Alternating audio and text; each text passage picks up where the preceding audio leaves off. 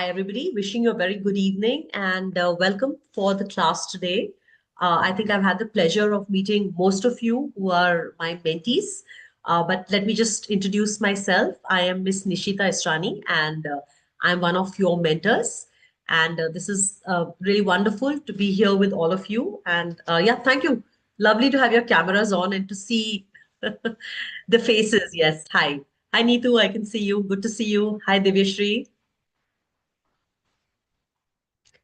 Hello, ma'am. Hi, hi. Yeah, I see we are only 19 of us. I mean, given that we are such a big cohort, we're still not quite there. But yeah, hope all of you have had a wonderful beginning of the week.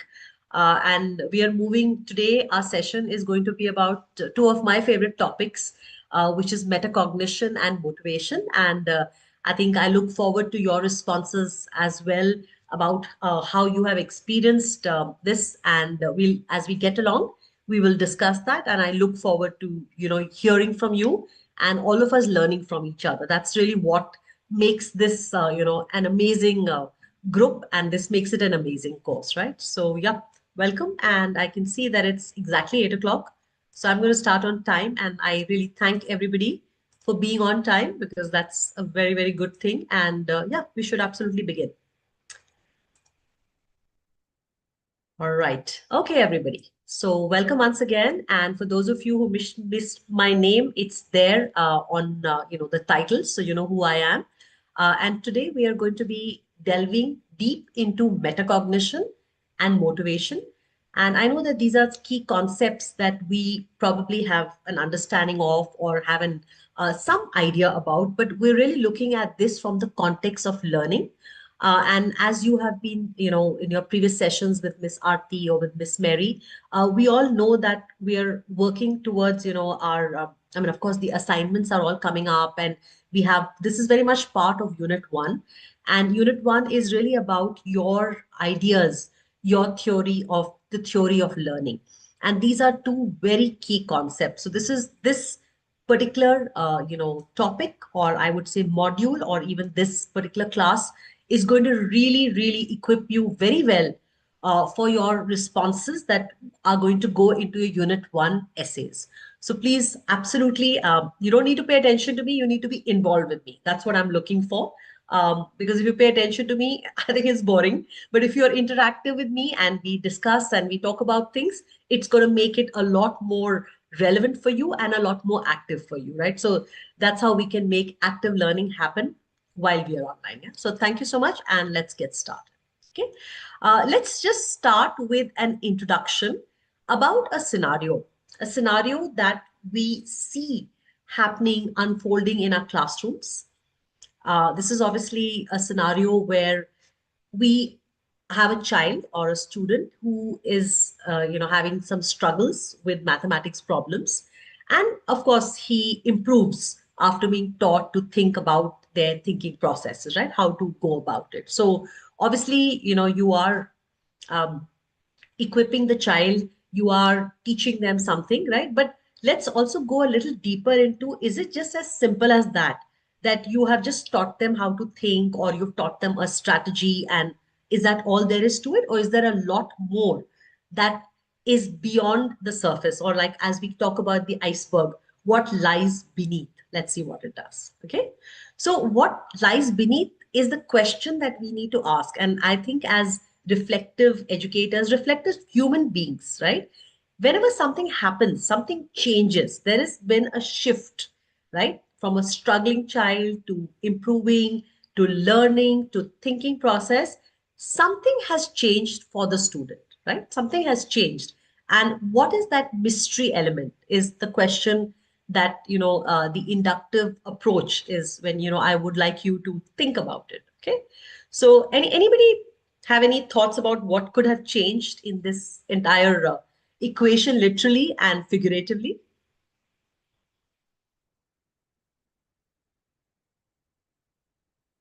All answers are good answers. So please feel free to shoot. Ma'am, may I? Please, absolutely, Neetu. Please do. As the situation itself is describing that, the educator is trying to help him with the thinking process. that how to go about. He or she is guiding the way the question has to be thought. If I Right. think that direction is given to the child, I think the child is capable enough to progress on that path, and then will be able to solve the question on his own. So later Yes. on, I think the thinking process, basically in mathematics, especially, I feel if the child knows the strategy, Mm. the child is able to perform. Yes, yes, absolutely. Yes. I Thank you, think Neetu. Yes. Anybody giving an answer will be giving a correct answer because it is about a thinking process. It could be a strategy, it could be a technique. Like when we learn multiplication, right? It seems to be whereas one approach is memorization, ratification. The other approach is repeated addition is multiplication, right? So once you understood that concept, you are like, oh, aha moment, right? So that's great, great, Neetu. Anybody else like just give it a Hi. shot? Yes. Good evening, ma'am. Hi, Priya. Hi, ma'am. So, as per me, maybe the approach of the child would have changed. Hmm. He would have become, or he or she would have become more positive with the because of the constant help Hmm. from the teacher's side. He would have gained more confidence in his approach to address any difficult problems in maths. Yes. Yeah. Thank you. Thanks, Priya. Thanks for bringing into, light that learning is so much more emotional. Learning is so much more at the level of so many levels that we learn, right? It's not just at the cognitive level. Cognitive is also very important, but there are so many levels as a human being that, we can learn something or get better at something or improve on something. Superb. So that's the second facet. Yes, Neetu, would love to hear from you as well. yeah, ma'am. Two things. One, the chat is disabled because many a times we all keep parking the answers, as Mary ma'am Okay. is Okay, telling us sure. that we Thank you keep so much. parking the answers. So I Yeah. think, Thank yeah, you. Thanks for that reminder. I did need that reminder. I must have just forgotten to do that. Thank you so much. Really appreciate that. thank you. Yes, Nilima, Miss Nilima, I would love to hear from you.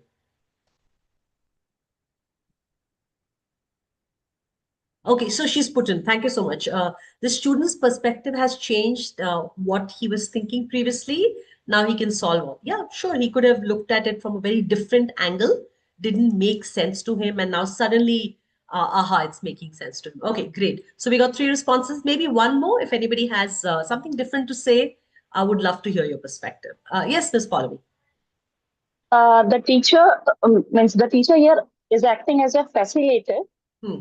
without giving exact the answers, the formula, the rule again. Instead of that, what the teacher is trying is that he is helping the child to observe, to look Hmm. for patterns, Hmm. so that and also maybe the teacher is trying to give a variety of examples to understand what is the pattern has to be followed, and then helping the child to conclude the general rule on Hmm. his own so that he understands it in a better way, and he is actually helping the child to understand and to improve the ability to comprehend the problem on his own and to realize the general rules involved in that. Yeah, thank you, Paulomi. I completely, and I think that's a great perspective about the whole constructing your own understanding. Uh, Picking what makes sense to you. Like I've given you 10 strategies or five strategies. You take what makes sense to you, right? So that also could have been the aha moment. Okay, Neetu says helping child to make the problem into smaller chunks. Okay, that's great. Yeah, exactly. So that micro teaching or teaching it in smaller chunks also could have taken away the cognitive load for the child. Sure, that could have happened. Once the teacher guides him and he's now able to understand, so the student gains interest, and great, absolutely. So just that needs a little bit of push, a little scaffolding, a little bit of your more knowledgeable other giving you a little bit of a touch, and there you are, just zooming, out there. Yeah. Hassan says positive reinforcement followed by reward. Yeah, that works for me very well. Somebody gives me a positive reinforcement and a sticker, I'll do anything for them. Yeah. So yeah, great. Thank you so much. Lovely to see all these, thoughts, ideas, and I know you all had a long day, but we're going to have a lot of interesting. It's going to be an interesting class, and I love the energy. So it really energizes me as well. So thank you. Really appreciate all your responses. Yeah. Right. Okay, so absolutely, we got some more responses. Okay, great. Everybody's got fired up. That's amazing. Motivation from the teacher has made the child perform better. Yeah, absolutely. So something the teacher knew that knew this little button to press, this little thing that works for somebody, right? And that has really made all the difference for the child. So yes, absolutely. Thank you so much, Jayati. Wonderful to hear that, right? Yeah. So all the things that you said, and it could have been any of them, it can be so many more things, right? Something has worked, something has changed, and the impact is now the student is learning to approach the text or the problem or the question or the issue or even just the idea with a lot more understanding and a lot more criticality, right? So that's really what it was. And I think you all gave better responses than I ever would have. So thank you so much for all your, inputs. Really helped. Increased confidence. Thanks, Abhi. Thanks. Yes, absolutely. So something has that's the straw that broke a camel's back, but in this case it's that one little thing that made all the difference. So great, absolutely. So with that we come to our key questions, or the learning objectives as we normally call them, but at Cambridge we like to call them the key questions. The questions that we will be addressing in today's session are: why do teachers need an understanding of the concept of metacognition? And I'm very sure that all of you have some perspective, some idea, some thought of it, but that's great. And we'll discuss that. We will also look at what is your personal understanding of the word motivation. And many of you have brought that, forth in your suggestions that you did a little while ago. We will also look at why is motivation considered to be an important part of the learning process, right? However well planned you are, however great your resources, however beautiful your school, right? But motivation is that what makes, children or students or anybody climb mountains for you, climb the Everest for you, that you have motivated them to push their limits, to go across, right? So that's what we're going to look at. How do we recognize it? How do we promote it? How do we make that an integral part or the culture of our lesson? And of course, we will look at the difference between intrinsic and extrinsic motivation, right? And everything is important in the path of learning. So there's nothing wrong with being extrinsically motivated or being an intrinsically motivated person, right? As a student, when I was growing up, when I got those, lovely stickers, or I got those, words of praise, or I knew I'd got a full, I did well, or I learned well, and I was able to, reteach to somebody as a student, all that motivated me. So I think everything has a place to play, and there's nothing that's right, there's nothing that's wrong, there's nothing that's, it's all part of the learning journey, right? So these are going to be the 4 key questions that we will be addressing in our session today.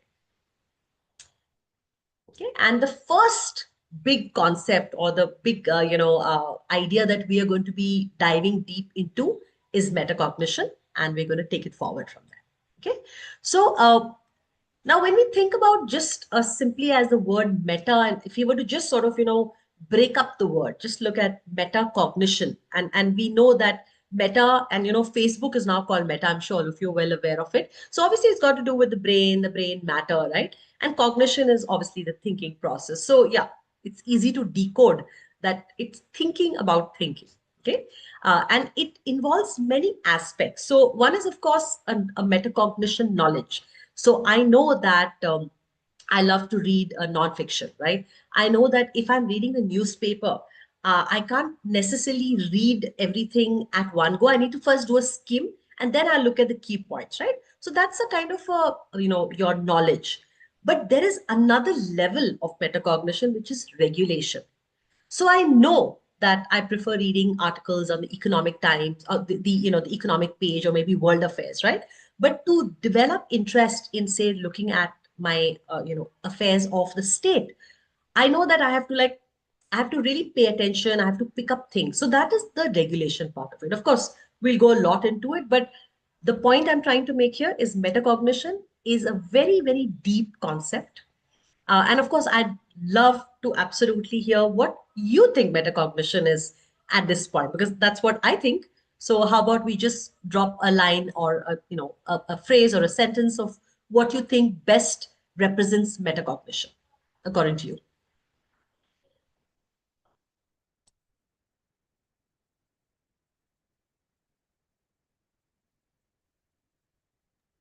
Could you repeat the question, ma'am? Yeah, my question is, what is your thought or definition of metacognition? What does it mean to you at this point?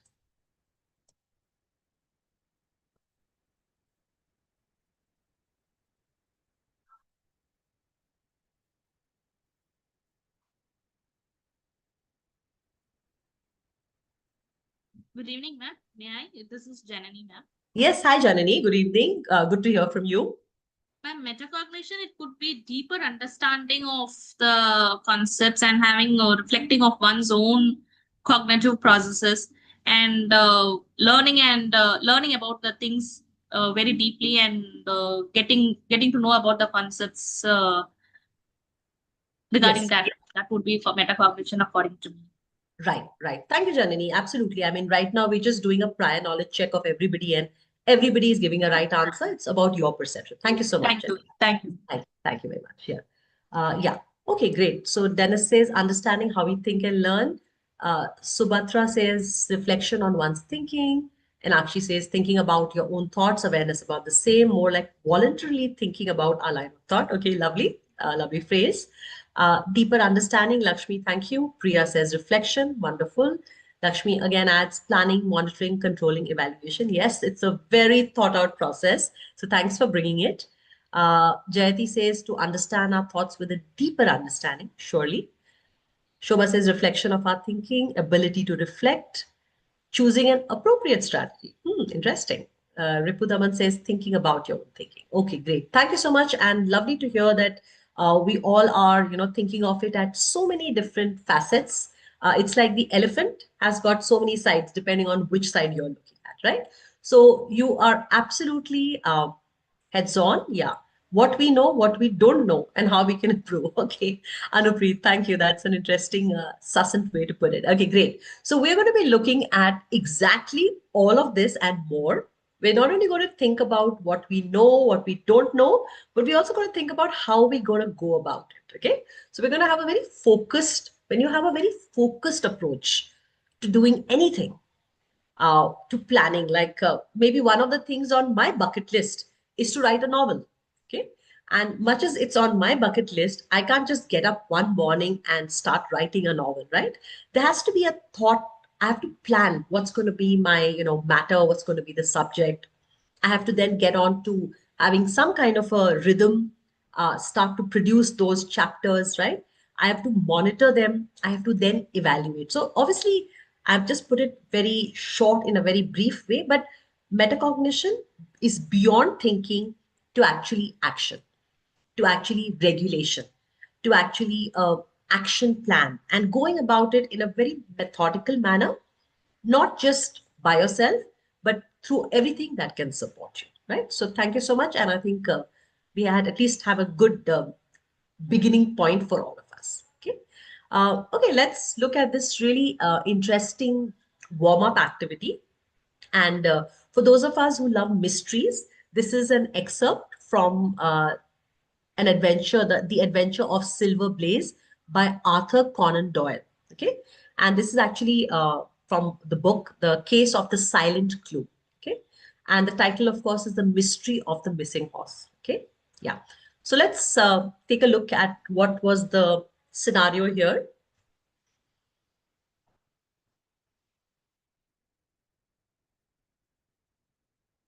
Right. So something very simple. It's just chilly morning, and there's a racehorse named Thunderbolt, and he's disappeared off before a major race. Okay.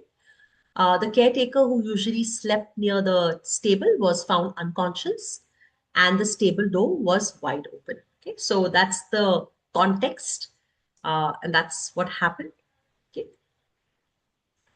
Now, there was the detective Roy who arrived to investigate. Okay, and he noticed, being very perceptive, being very deductive. He noticed and he found these things. Right. There was no sign. So all clues for all of you to think of what could be the case, what could be the mystery, or you could solve the mystery.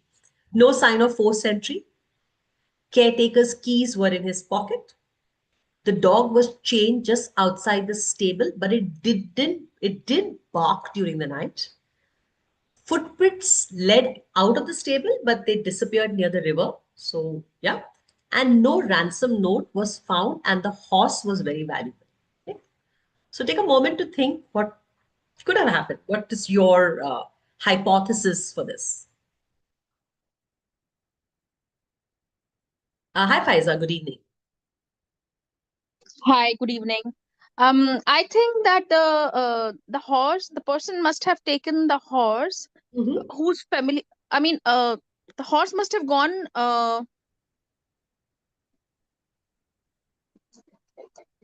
As there is no forced entry, there has to be someone familiar who's involved into all this. Right. Yeah. Yeah. And the second thing is that going towards the river and the footprints vanished. Hmm. It means that it might have traveled through the river. Possible. Yeah. There Absolutely. is a Yeah. possibility. It's just a Yes. hypothesis. Yes. Absolutely. Absolutely. Neetu says the caretaker might be involved in this. Okay, sure. Possible.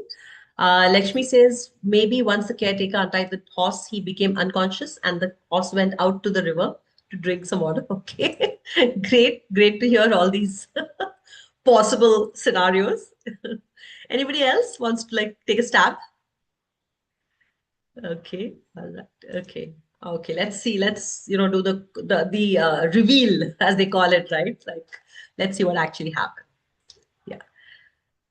Yeah. So interestingly, when something happens, everybody has an opinion, as we know, right? So the villagers, obviously, major gossip mode happening for them, and they were whispering the theories. They thought maybe a thief had come just the way one of you, proposed, or the horse had escaped on its own, and one of you even said it could be the caretaker who was involved, right? But the detective, he just smiled and he said, the key to the mystery lies in what didn't happen, did not happen. Okay. So, what do you think that did not happen, didn't happen? Now, can you take a guess?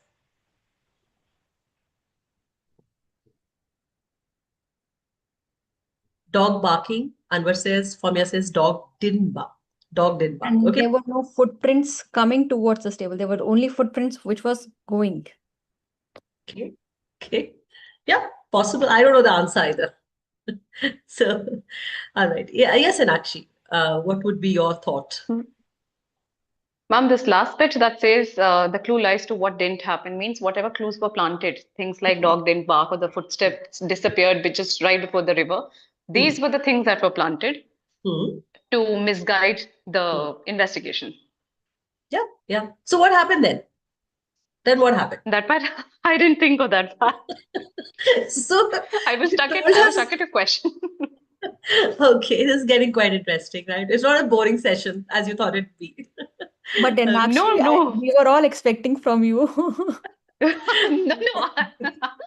I just, when you said that you wanted to know what didn't happen implies, my thought was just stuck there. So I didn't even listen to the remaining part. My bad. No, no, that's okay. That's fine.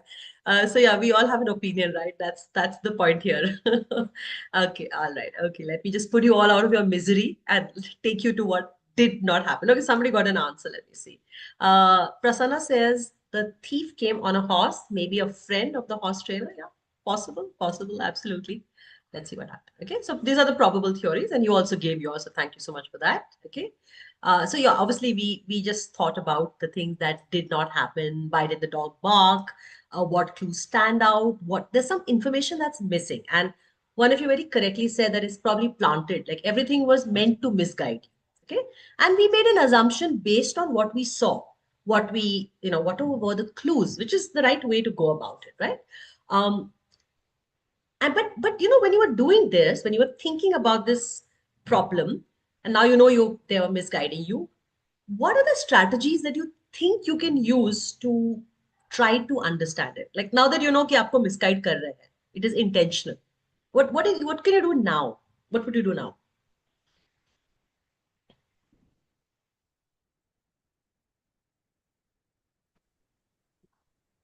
So it's a missing piece of the puzzle. We all understand that, right? It's a missing piece. What could the missing piece be?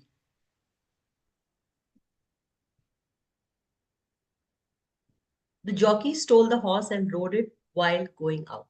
Okay, possible. Yes, possible. Okay, let's see who could be who.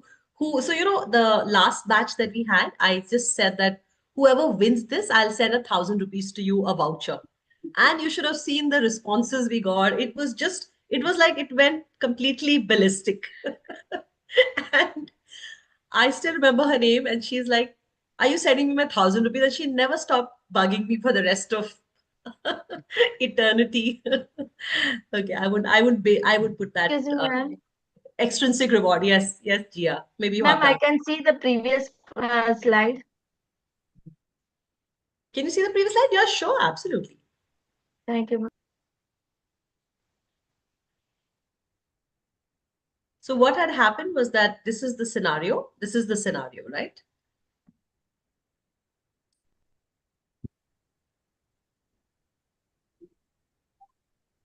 Okay, yeah, I'll move ahead now. Yeah, I think we had enough suspense created. Okay. One of the Might be competitors. caretaker did not lock the key. Yeah, okay. Yeah, possible, yeah. And he just wanted to put the blame on somebody else, right? Divyashri, is that what you're Yes. implying? Is that what your implication is? Okay. Yes, okay. Paulomi is thinking she'll win that 1,000 rupees. Ma'am, I think which Paulomi, ma'am? Paulomi Day or Paulomi Day, goes Paulomi on? Day with the hand up. Okay, okay. I think one of the competitors befriended the caretaker and mixed something and made him mixed something in his food and made him unconscious. He took advantage of that and he unlocked the stable and he let the horse move out of it and then he Yeah, he like a took away the conspiracy. horse. Yeah, it's like a he took away conspiracy. conspiracy. He took the horse away Yeah. and to misguide others, he planted the shoe prints. Correct. So it's like basically he misguided. Got it. Yeah. Okay. Yeah, that's a very much possible. Yeah. Thank you so much. Yeah, Tripti. Sure. Love to hear from you. Maybe the caretaker himself has, unlocked the place. Why? Because maybe Thunderbolt is being used, or maybe he is taken in such a manner that now he needs freedom. Enough of it. So he's a human right activist, is what is your thought process. Okay. Fair point. Fair point. Yes, Subhatra, sorry. Yeah.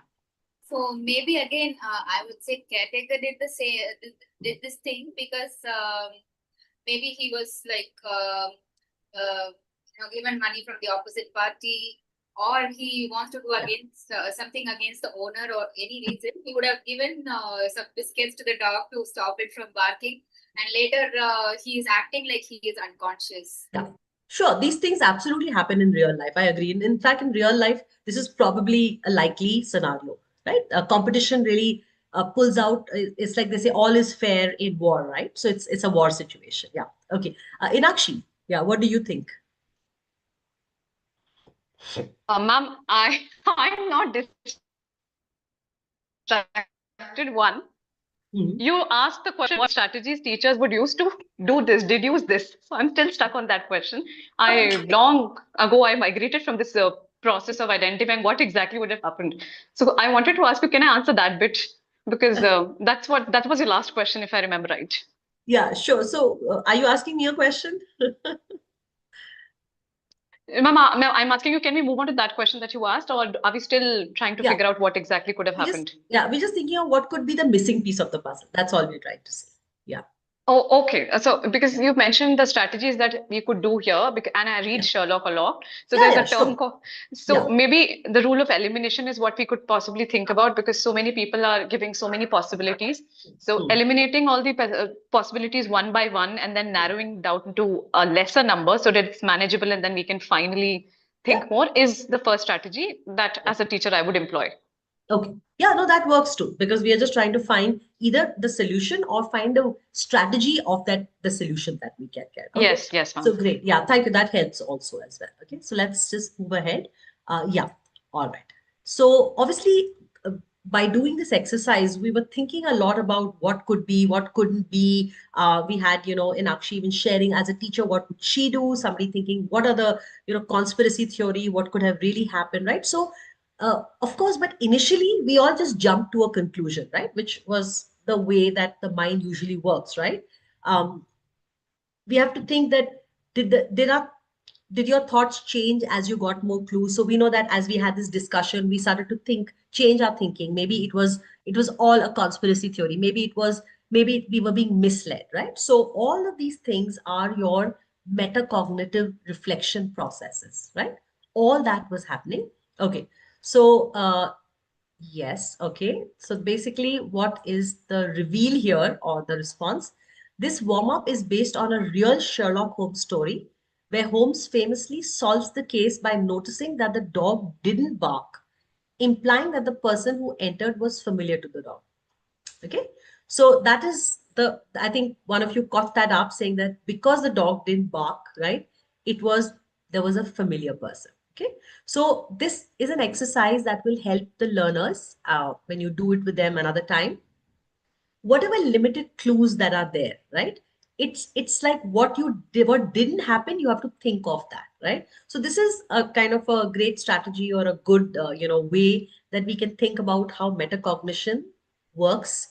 It's not just seeing the obvious, it's also seeing what could be lying under the surface, what could be a another perspective, and that's what is going to help us solve. So yeah, those of you who gave the response that somebody known to you know uh, the dog didn't bark means somebody who was familiar to the dog. So I think we'll have to read this story. Any of you have read this novel and have been through this novel? Okay, anyway, you have something to do if you wish to do that. Okay, yeah, all right. Okay, so what happens with metacognition, right? And especially when it is in the context of learning, right? It first of all it helps you to think of all the possible scenarios. It's like what are the out of the box thinking, what it could be the conspiracy theory, what could be actually something that could have been a very you start thinking in a very problem solving manner, right? You're not just looking at the obvious, you're thinking independently, you're getting ideas from each other, right?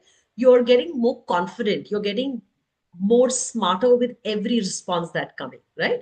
So this is obviously also going to help you to know, and like Inakshi mentioned, that some of these strategies you start thinking what are the effective strategies and what are the ineffective strategies. You also start to go to that level of critically thinking, right?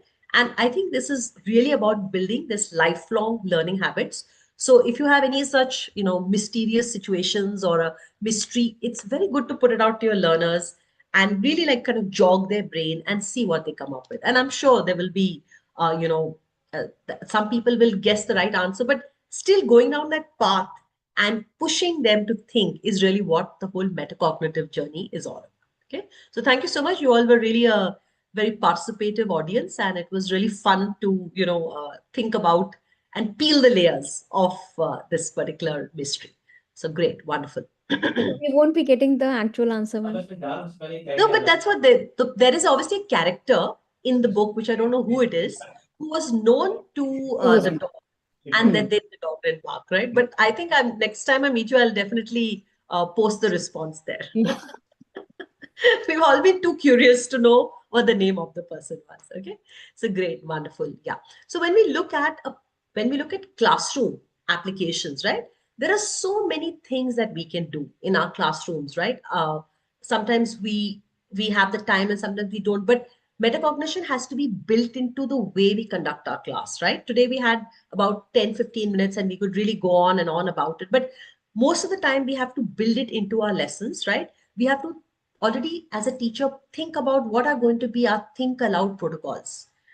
If we are teaching students, say, the colors of the rainbow, what could be the mnemonic that you would teach them? And if you remember when you were teaching children the colors of the rainbow? Bibyon. Vibgyor, exactly. If you're teaching children about living and non-living things, do any of you know there's a mnemonic that you can use? Mrs. Gray, yes, I love Mrs. Gray. Ringer Mrs. also. Yeah. Which one is the other one? Ringer. Ringer. Okay, great, great, great. Anybody else has anything else that you use as a strategy to quickly get your learners to recollect anything? Do you have any such thing like that? The activity series, I have a Yes. statement for that. Please stop calling me a crazy zebra. Instead, try learning how copper saves gold. How copper saves gold. Yes. Okay. Is it for chemistry? Follow me? Yes, it is. Yes, it is for chemistry, and also in order to memorize the name of the planets in an order. My very educated mothers just serve us noodles.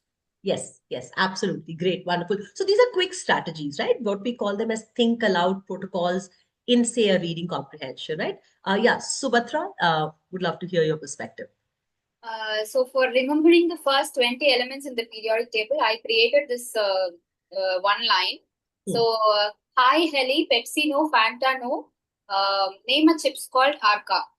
So, helps them remember the first 20 elements. It is a mix of the name and the symbols. So, they will learn both the names and symbols by this way. And there is also a song that we created, like a rhyme song for remembering the cellular organization. So it's like cells, and then they'll clap 3 times, and then tissues, organelles, cells, tissues, then organ system, organism, like that, something like we created in the class, and the students found very interesting. Great, great, wonderful, wonderful, right? So good. We should compile a full, list of all these strategies that make, these are all thinking aloud strategies that we can use. So yeah, super wonderful, great to learn about these. Yeah. Yeah, oh, we've got this one from Neetu. Yeah, thank you. And we got from Meeta also, King Philip came over for Jinjitsu. Biological classification. Great, wonderful. Thank you so much. Yeah. So obviously the example we've given here is, that if an example is, if the teacher wants to model thinking process while reading a complex passage, right? She can ask questions such as, why did this part confuse you? What strategies should I use to clarify it, right? So every time you are, getting them to think, it's not just because at that point, it seems that you're teaching, they're learning, they're nodding, it seems they know, right? But every time you ask these questions, right, you are getting them to think deeper, think more critically, think of it, in a way that is going to make it lifelong learning or deep learning, right? For sure, right? And this also gets students the great idea that, what, I can use such strategies in future. Each time I have something very complex like biology or chemistry, periodic table, or it could be names of the planets, anything which is a little what we call as cognitive load. How do I take it off, right? All that is something that really helps, right? So yeah, fanboys used for conjunctions, and we have SQ3R for reading comprehension. Wonderful, right? Yeah. Yeah. So obviously, this is not only creating that critical thinking and independent thinking, but it's also creating that depth in learning, right? And reflection in their thinking process.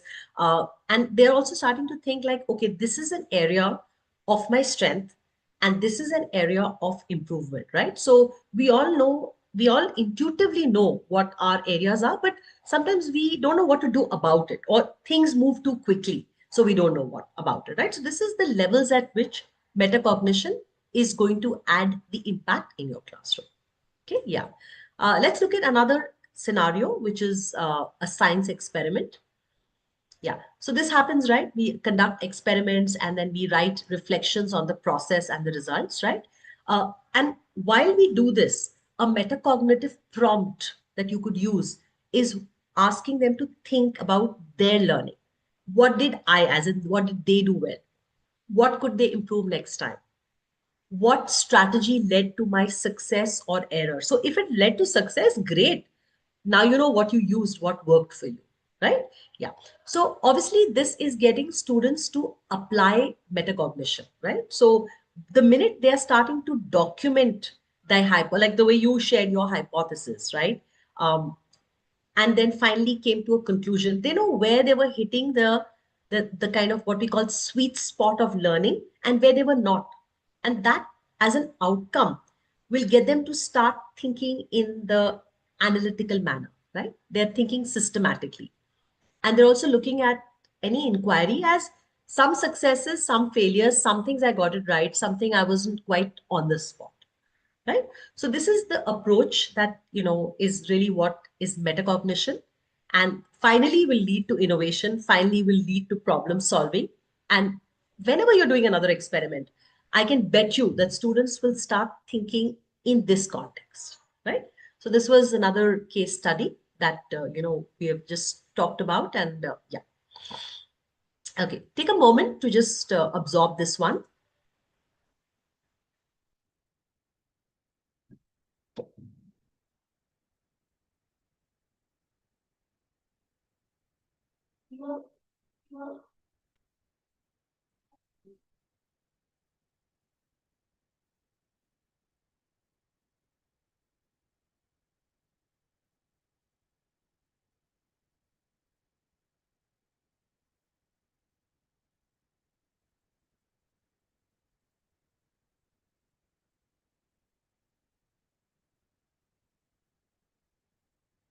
Right. So I think, very often we do lay such tasks where they have to write an answer. It could be a essay. It could be a short reflection, right?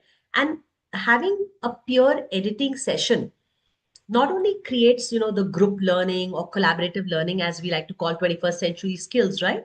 But it also becomes a metacognitive exercise, right? Because after you have received some feedback from your peer, it's for you to think that, did I even change something, or did I just say, I think I like the way I've written, right? What were the suggestions that I accepted? What were the suggestions I rejected? And it's okay if you reject them. I don't have to agree with everything somebody has to share about my writing, especially if it's a personal or it's an opinion or it could be a reflection, right? So the fact of the matter that they have reflected on why they accepted it or rejected it, right? It also gets them to think about their pattern of writing, what somebody else has identified, what could be their strengths, what could be their weaknesses, right? And sometimes when we set a task like that, at that moment, they may not be accepting of the, critical, or would say the critiquing, the critical feedback. But later, when they think about it as a reflective, conscious point, it will definitely weigh on their subconscious, and it is going to lead definitely to more impactful writing, right? And the outcome in the long term, this is not going to happen instantly, is the enhanced writing skills and a lot more self-regulation and strategic thinking, right? So I think collaborative tasks are just not as um, plain vanilla as we think it might be. There's just so many layers to all of that. So I have a question. Hassan says, ma'am, don't we have levels of metacognition, even if not defined formally, in order to observe at which stage the student is and according to work on it? So Hassan, I would, if you just, want to just expand on the levels, what do you mean by your definition? It would really make it easier for me to answer the question. Uh, ma'am, okay, ma'am, if I'm audible, may I speak, ma'am? Absolutely. Can hear you clearly. Okay, I am actually traveling. I mean to say that though we apply metacognition, but it's not easy to make a child realize I mean, it's a technique that a self-assessment technique that what do I need to, that this much I have done so far, what mistakes I have done, what I need to actually work upon. So Right. this is a process that is a gradual process, I think. So there must be, if not formally or officially stated, some stages. Stages means that yes, to this extent the student has done. Now this is what more is required for. This is I Yes. wanted to ask. Yes, ma'am. Yes, sure. Hassan, I agree that it's not an instant process. In fact, usually they reject it. They don't like it, right? But maybe to make it a more metacognitive, a culture, if I like to say that, or organize the process. Maybe you can ask the students to think about that when they got feedback, which was the one feedback they took on or they accepted, and one that they didn't. And why did they accept it and why? Because if I have an opinion about something, just because you disagree with me doesn't mean I have to change my piece of work, right? It's an opinion piece, a reflection piece. So it's just about us recognizing what was our opinion. Did we agree? Did we? And we can agree to disagree. It's also very smart to do that. It's a mature thing to do. So I think it's just bringing those layers of understanding that it's okay to disagree. It's okay to have a strong opinion, but at the same time to know that there are different perspectives too. I may not accept it, right? Just brings that on. But thank you. That was a very relevant question. And I think we should not get disheartened when our students don't necessarily, take it to that depth and they just be like, okay, I got a feedback. That's fine. I'm done with it. But I think at subconscious level, it all comes down there.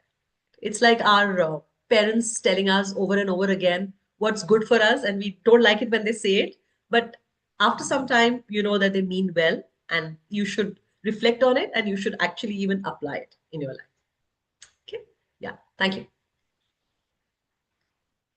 Right. So let's look at, what are the things that are happening when there is a whole metacognitive culture, a metacognitive approach, and you're moving just not from metacognitive knowledge, right, to actually metacognitive regulation. That means I am choosing to do things, to improve my learning. I am choosing to take the feedback, not take the feedback. Why I'm not taking it? I will justify that. But if I don't take it also, I will justify it. So it's okay. It's actually that is a metacognitive state. Being a rebel is also a metacognitive state to be. Okay. Yeah. So let's look at the things, that when we are developing or trying to develop metacognition, what should we do before? What should we do during the approach? And what should we do after the approach? Okay. So obviously before a task, it's very good to prime the students that, to if they're doing something, like if you're encouraging students, let's look at the points. Encourage students to assess similarities between the current task and previous experiences. Guide them to identify effective strategies and bolster their confidence. Facilitate goal setting and realistic time estimation, right? So whenever we are going or starting a task that requires metacognition, it cannot be a brand new task. There has to be something where they have a familiarity and understanding of, right?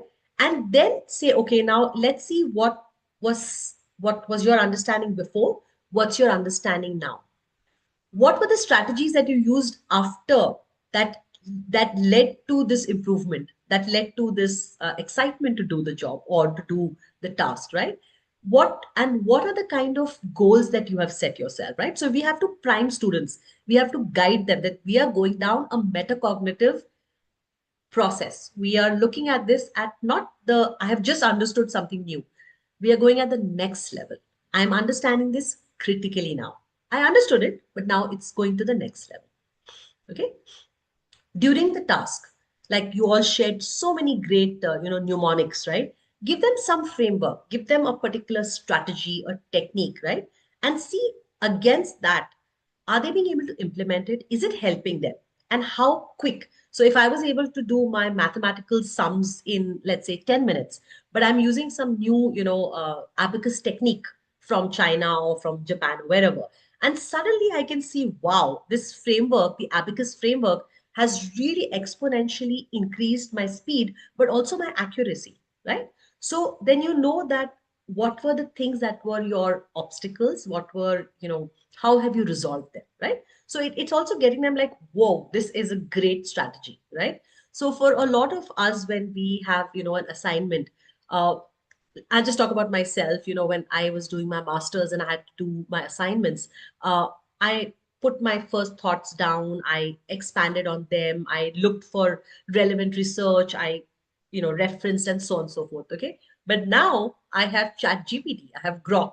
So it becomes a lot more easier to organize my thought and then write versus me having done that, right? So this is also an implementing of a structured framework. Your Chat GPT, your Grok, anything that you do is also implementation, right? But now we also know that when we anything that we take off, at the net, or we take off, we have to reference it. We have to be careful about the, responsible usage of AI, because otherwise it'll be, it's the wrong approach, right? We will get caught, or it's not the right thing to do. Okay. So that's during the task. Okay. Now, after the task, after you have implemented this framework, you have monitored your progress, you have seen how quick or how you've been able to, resolve an issue, a conflict, and keep focused, right? It's also very important in the realm of metacognition to have a discussion about it, to say like, hey, what were your moments of success? what is still a problem? What is still an issue? What are the areas of improvement, right? And that reflective, that plenary is what will actually develop the insightful thinking. And you know what to use, what worked for you, what didn't work. Maybe I'm one of the learners who learns better from what other people learned well with. What were their struggles? So that's the really the way to go about it. I know it seems like a long task, but when you're using it as part of your classroom culture, it all happens, right? You have to get them to reflect after it, for sure. It's not just thinking about thinking, applying the strategy, seeing if it worked. Thinking like, how did you feel? Did it make you feel excited? Did it make you feel energized? All of that comes under the whole realm of before, during, and after. Right. So we will be now watching this 5-minute video of the different process, the metacognitive processes. Let's take a look at that.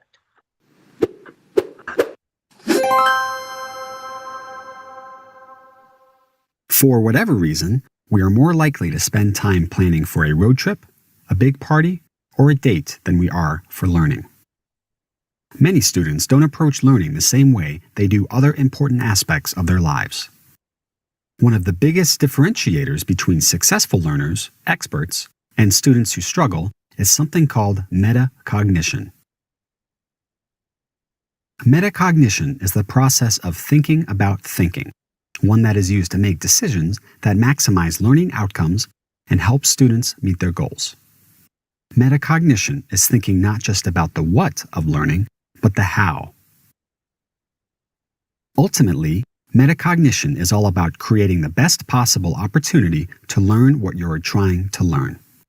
So, when you're learning something, you stop to consider what you're trying to learn, what you know, how you're trying to learn it, how effective your strategies are, and what you can do differently to improve your understanding. Most people don't move beyond cognitive strategies when learning. Cognitive strategies are things tests ask you to do: recall, analyze, interpret, and apply information. Metacognition helps us see which cognitive strategies need to occur so we're best prepared for a test while also showing us what we need to do differently in order to be successful. When we start looking at what we need to do, our learning goal, and how we're going to do it, our plan for learning, we are distinguishing between metacognitive knowledge and metacognitive regulation. There are 3 basic stages of the metacognition process: plan, monitor, and evaluate. First, plan your approach to learning a topic, specifically how you will digest the information. Then, monitor your comprehension of the topic as you study with actions such as practice tests. Finally, evaluate the results of your learning when you're finished, and modify your approach as needed. These may sound like extra steps, but they are actually essential parts of the learning process. These steps help learners see that they've used their time to recall, analyze, interpret, and apply information. In other words, metacognition helps students know that they really learned something. So what does it look like in action? As a learner, you have to contend with your personal strengths and weaknesses, the nature of the task, and the strategies you have available to you to accomplish the task and overcome any challenges. The process will look different for every student. Let's have a look at Marcus and his ACT study plan. There are 2 ways he can approach his preparation process. Marcus feels confident with most of the material, although he's a bit iffy on the math and science sections. His plan could involve reviewing an ACT study guide and a few practice tests leading up to test date. The day will come, he'll live with the grade, and repeat the same process again the next time he takes the exam, perhaps faring better or worse. On the other hand, Marcus could take time to consider which ACT sections he already feels confident about, which sections he needs more time to prepare for, as well as exactly how he will monitor his progress during preparation. He could regularly pause to ask, "Is what I'm doing working? If so, how do I know?"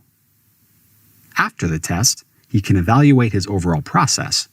if there was anything he could have done differently, and how he will prepare differently next time. It's not hard to see which preparation method best sets Marcus up for success. Let's step back and consider the basic questions you can ask yourself before, during, and after studying to attend to the decisions that can make the difference in your performance. Before learning, take time to plan. What am I supposed to learn? What strategies should I use? How much time do I have? While learning, pause to monitor. How am I doing? Am I on track with my plan? Do I understand what I'm learning? Should I adjust my pace? After learning, reflect and evaluate your process. What did I learn? Did I achieve my goals? What could I have done differently? Is there anything I still don't understand? The answers to these questions may not come quickly, but they create an opportunity for you to change how you approach your goals when things just aren't working out the way you want them to. Learning and practicing metacognition means that you'll be your own best indicator for whether you are prepared for a test or not. At the same time, you're helping prepare yourself for more effective learning in the future because you will be able to make the best choices for yourself when your materials and teachers don't deliver what you need.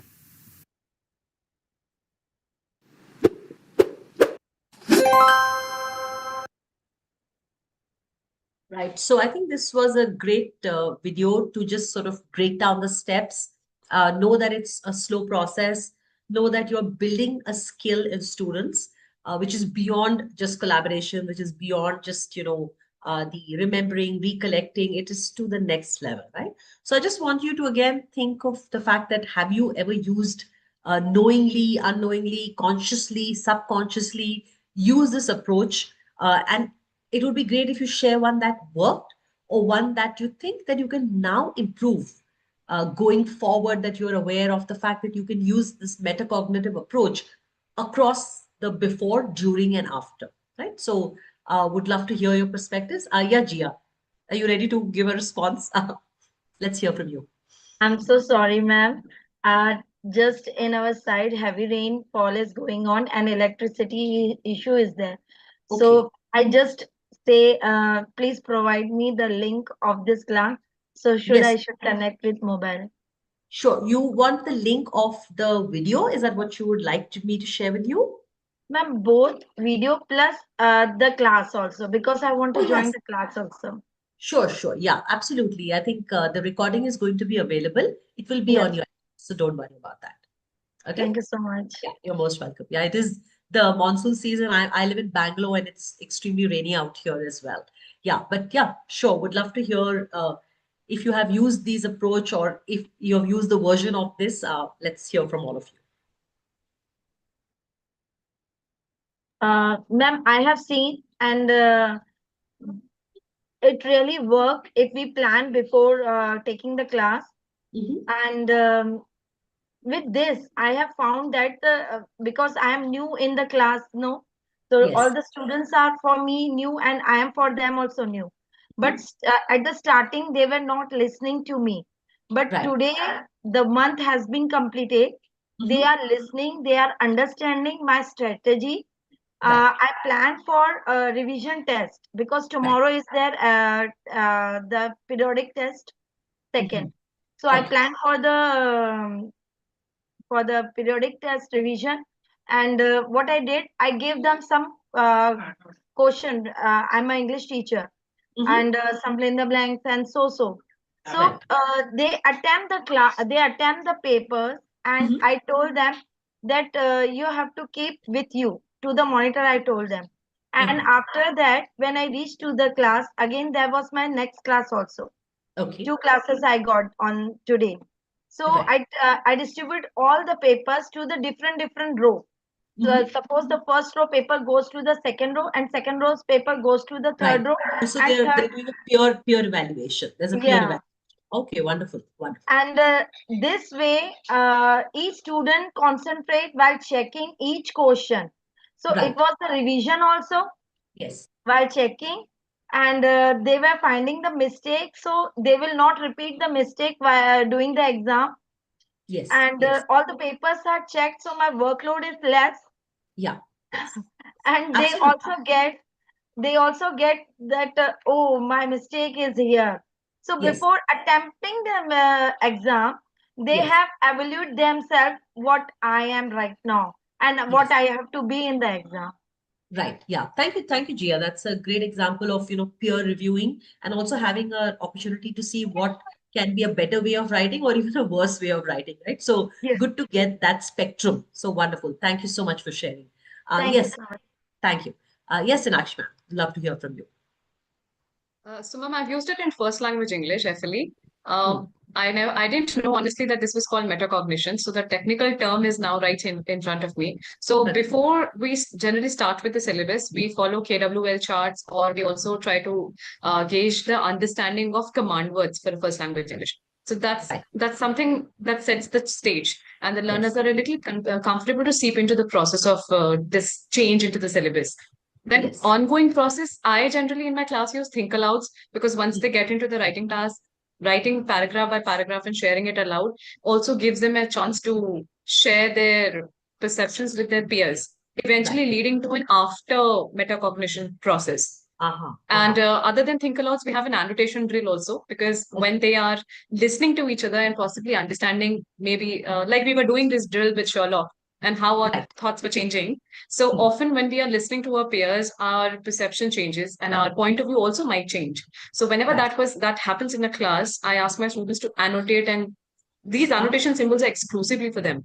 So whether they nice. have understood something and they have changed, whether they realize something and then they have changed. So that sort of annotation thing during the process. For after, I think Gia ma'am already mentioned, reflection is very common in English. Hmm. So other than reflection, I also follow peer review. But in Right. peer review, I personally believe that a peer review that is banking on rubrics is more organized and more productive, rather than just simply asking the children to put a tick and cross and identify errors. If they give Yes. them a score, I think number makes a lot of difference, Yeah. whether we want it or not, but number makes a Yeah, difference. a rubric is definitely more objective, and you know exactly what part you got right and what you didn't, and it's nothing subjective. It's not an opinion. It is a fact, and close to Correct. as fair in my view as it can be. Yeah, absolutely, absolutely. I think you've given some wonderful examples, and the fact that you're getting children to do a KWL, get them warmed up, get them excited, get them looking at rubrics. I think all these are metacognitive strategies, and it'll really get them to also think like, aha, that's how I can do it, or this is how I can improve, or this is how far I can go. So wonderful. Thank you, Anaksh ma'am. Yes, Faiza, hi. Yes, ma'am. Ma'am, I use split screen. Okay. It's a split screen. Okay. A split screen is all about when you decide the learning goals beforehand, you Hmm. display them on the screen, Okay. and then you discuss it beforehand. Uh-huh. You take the prior knowledge Hmm. of the concept, whatever concept you're doing in the class. Okay. So I use split screen, then whatever learner profiles, the ATL skills, Right.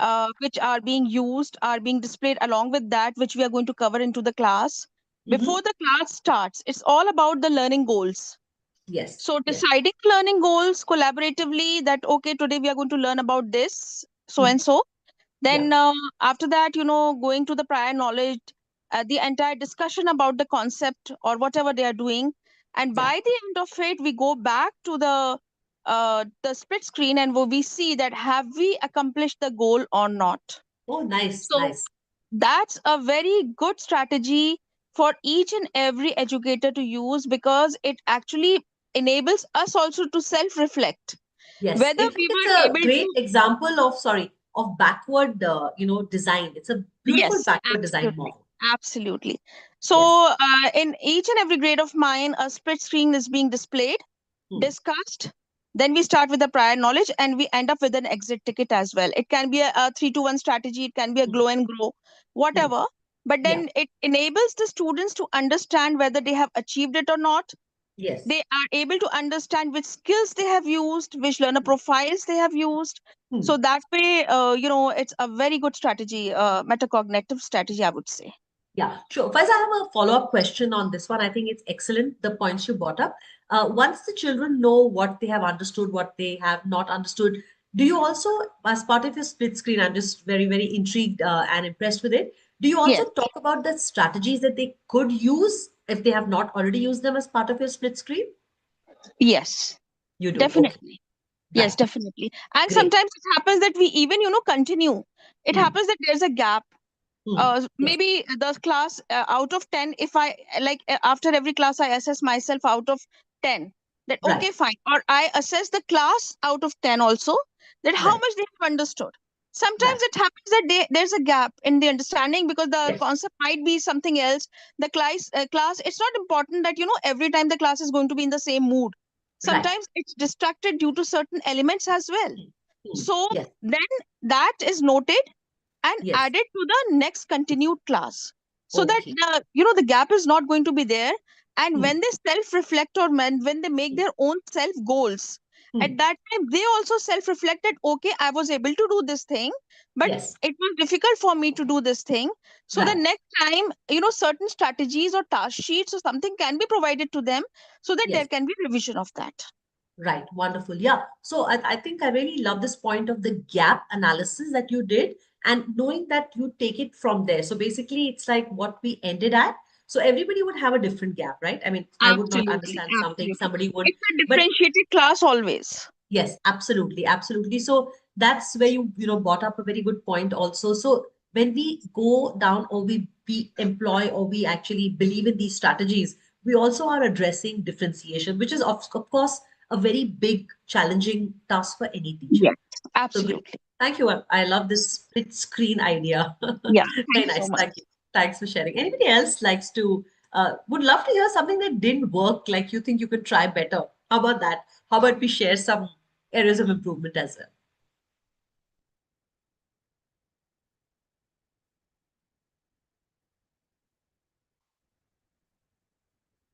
Yeah. So okay.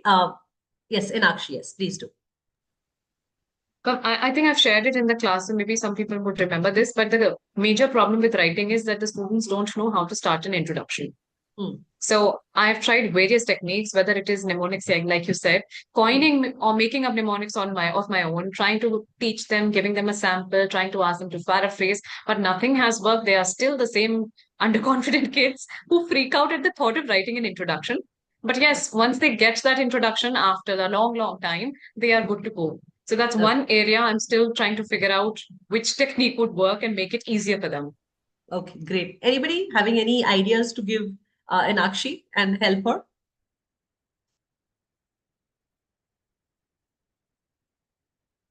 All right. Okay. I think everybody wants a little bit of chewing the idea. They want some. You give them something to chew on. So yeah, great. Thanks So, so much. ma'am, Inakshi ma'am said that, students struggle with the introduction. Hmm. Yes. So basically, I have faced a similar issue. So what I've done is basically I have given them certain snippets Hmm. as in, two, three common introduction lines, like whatever essay topic that you are going to be writing on first, Yes. because since they're stuck on how to start. So Right. I've given them those introduction lines, like one fine sunny morning, or the sun was glazing bright in the sky Mhm. and something happened, and then like they are very quick to build up on the story, so it really Yes. pushes them without thinking too much about what Yeah.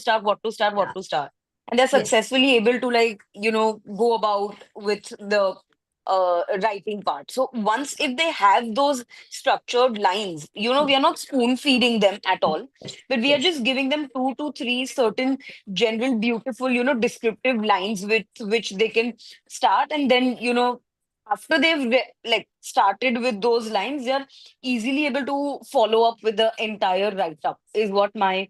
experience has been so far. Thank you. Stems, or you give them some starters.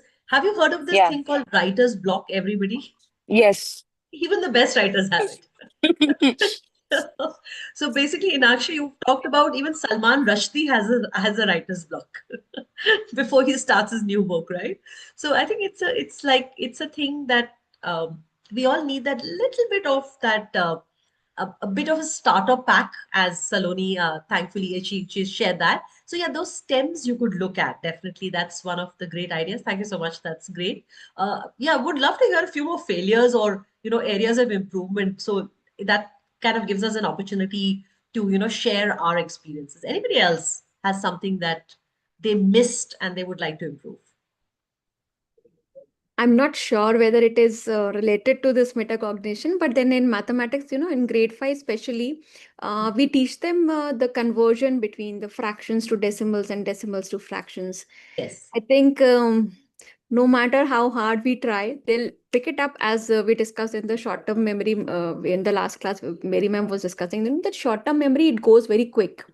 The moment you give them the strategy and the technique, they will be able to recall and remember, and they will be able to apply it also. But Right. the moment I think we move forward to the next topic or the move to the next concept, I think that again, disappears. So I Yes. think this is something where I have been struggling for, making them understand that, okay, how to convert, especially the mixed fraction to improper and improper to mixed. Yes. They really don't, get into this very easily. After Yes. 1 year, especially after 1 year when they go to grade 6. Right. Neetu, I love your question. I wish you were my math teacher. Then I would have loved math because nobody thought about why I didn't understand something, why I wasn't able to. At that moment, I did. It seemed all like bushy eyed. But then after that, I was like, hey, what did she talk about? How is this connected to? So, really, this is a very, very relevant, problem. And with mathematics, I think almost 50% of the human race And hates or I love believe, maths. ma'am, that when we were the children, we were only talked about the way it has to be changed, like how Yes. to change. But uh, today's era, until and unless you show them, you tell them Yes. that how it is happening, they Yes. see how it is happening. They Yeah. see themselves. Still, that when it comes to actual conversion on paper, Hmm. I think this connection is missing. This Yeah. disappears, barring few kids who are Yes. able to recall and making the connection. But most of the children, Yeah, they are not I able. agree. We are catering to learning styles. We are catering to differentiation. We are giving them more experiential learning. There's a lot more visual aids via, your Khan Academy and YouTube and all. So there is a lot more scaffolding that is being given. In spite of that, why is it still a gap? Is the biggest, it's actually a question I don't have the answer to. Quite honestly, I don't. And I would, anybody who else who's a math teacher or who teaches, something which is the sequential or linear learning, or for that matter, would you have an answer? I would just love to hear from anybody else.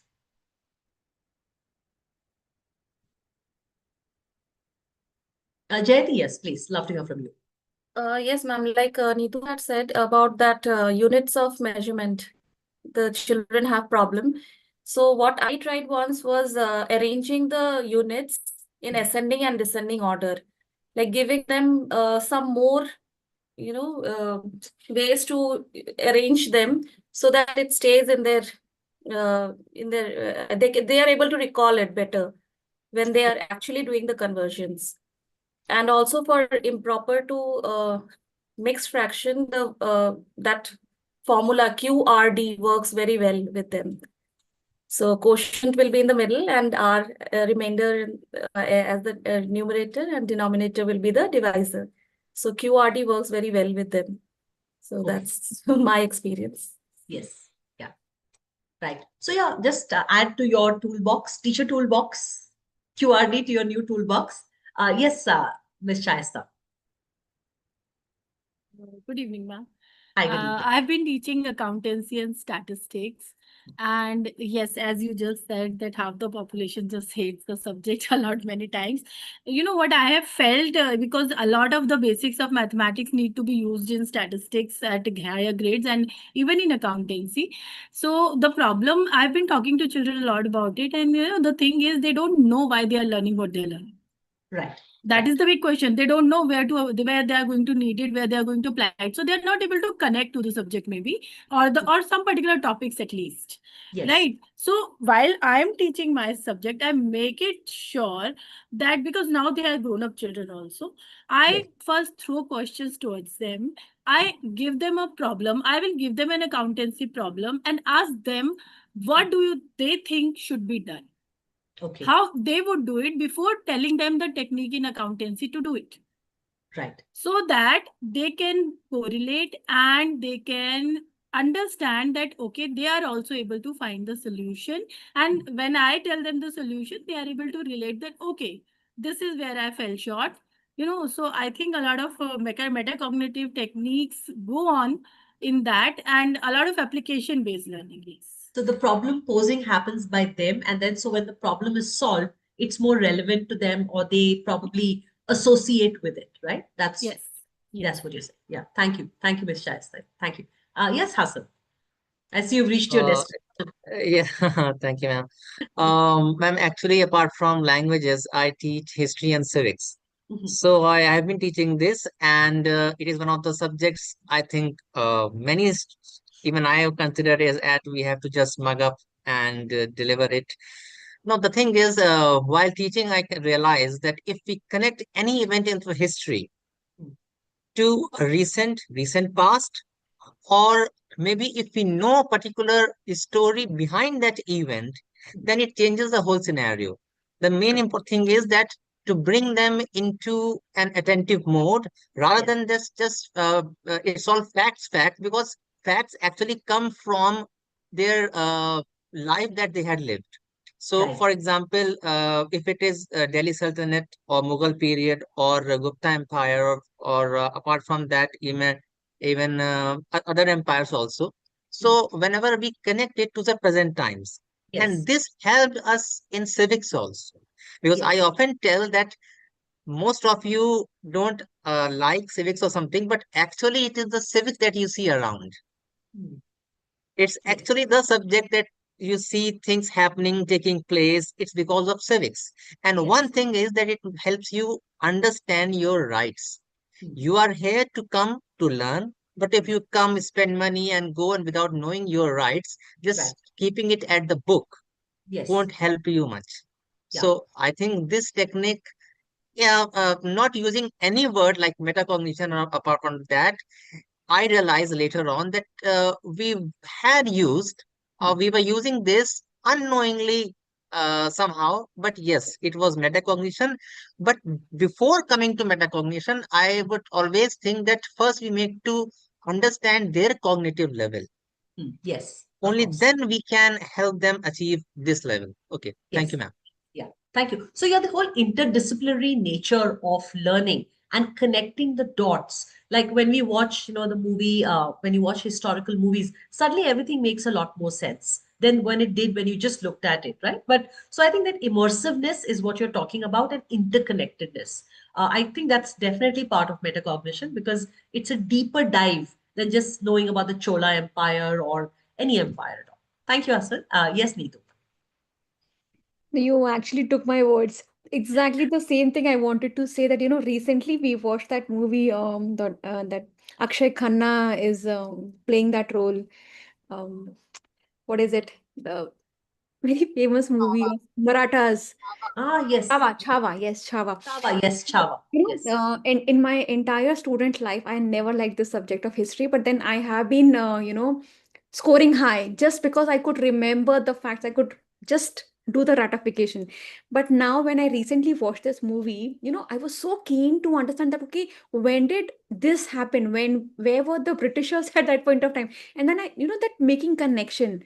I think Yes. this kind of connections, when we make, the learning becomes much more impactful and much more meaningful to us as a Yes. learner. So I think Yes. you rightly said that, when we immerse ourselves into the knowledge, I think the Yes. knowledge becomes. Yeah, it really ignites us. It ignites that, that flame of curiosity, and that's really what metacognition is really all about. So, somebody just told me, we all know that Ukraine, Russia are all at war, right? And it's a drone warfare. We're all aware of that. Do you know that one of the very important math concept, cos theta, tan theta, is actually the science by which the drone flying is actually takes place.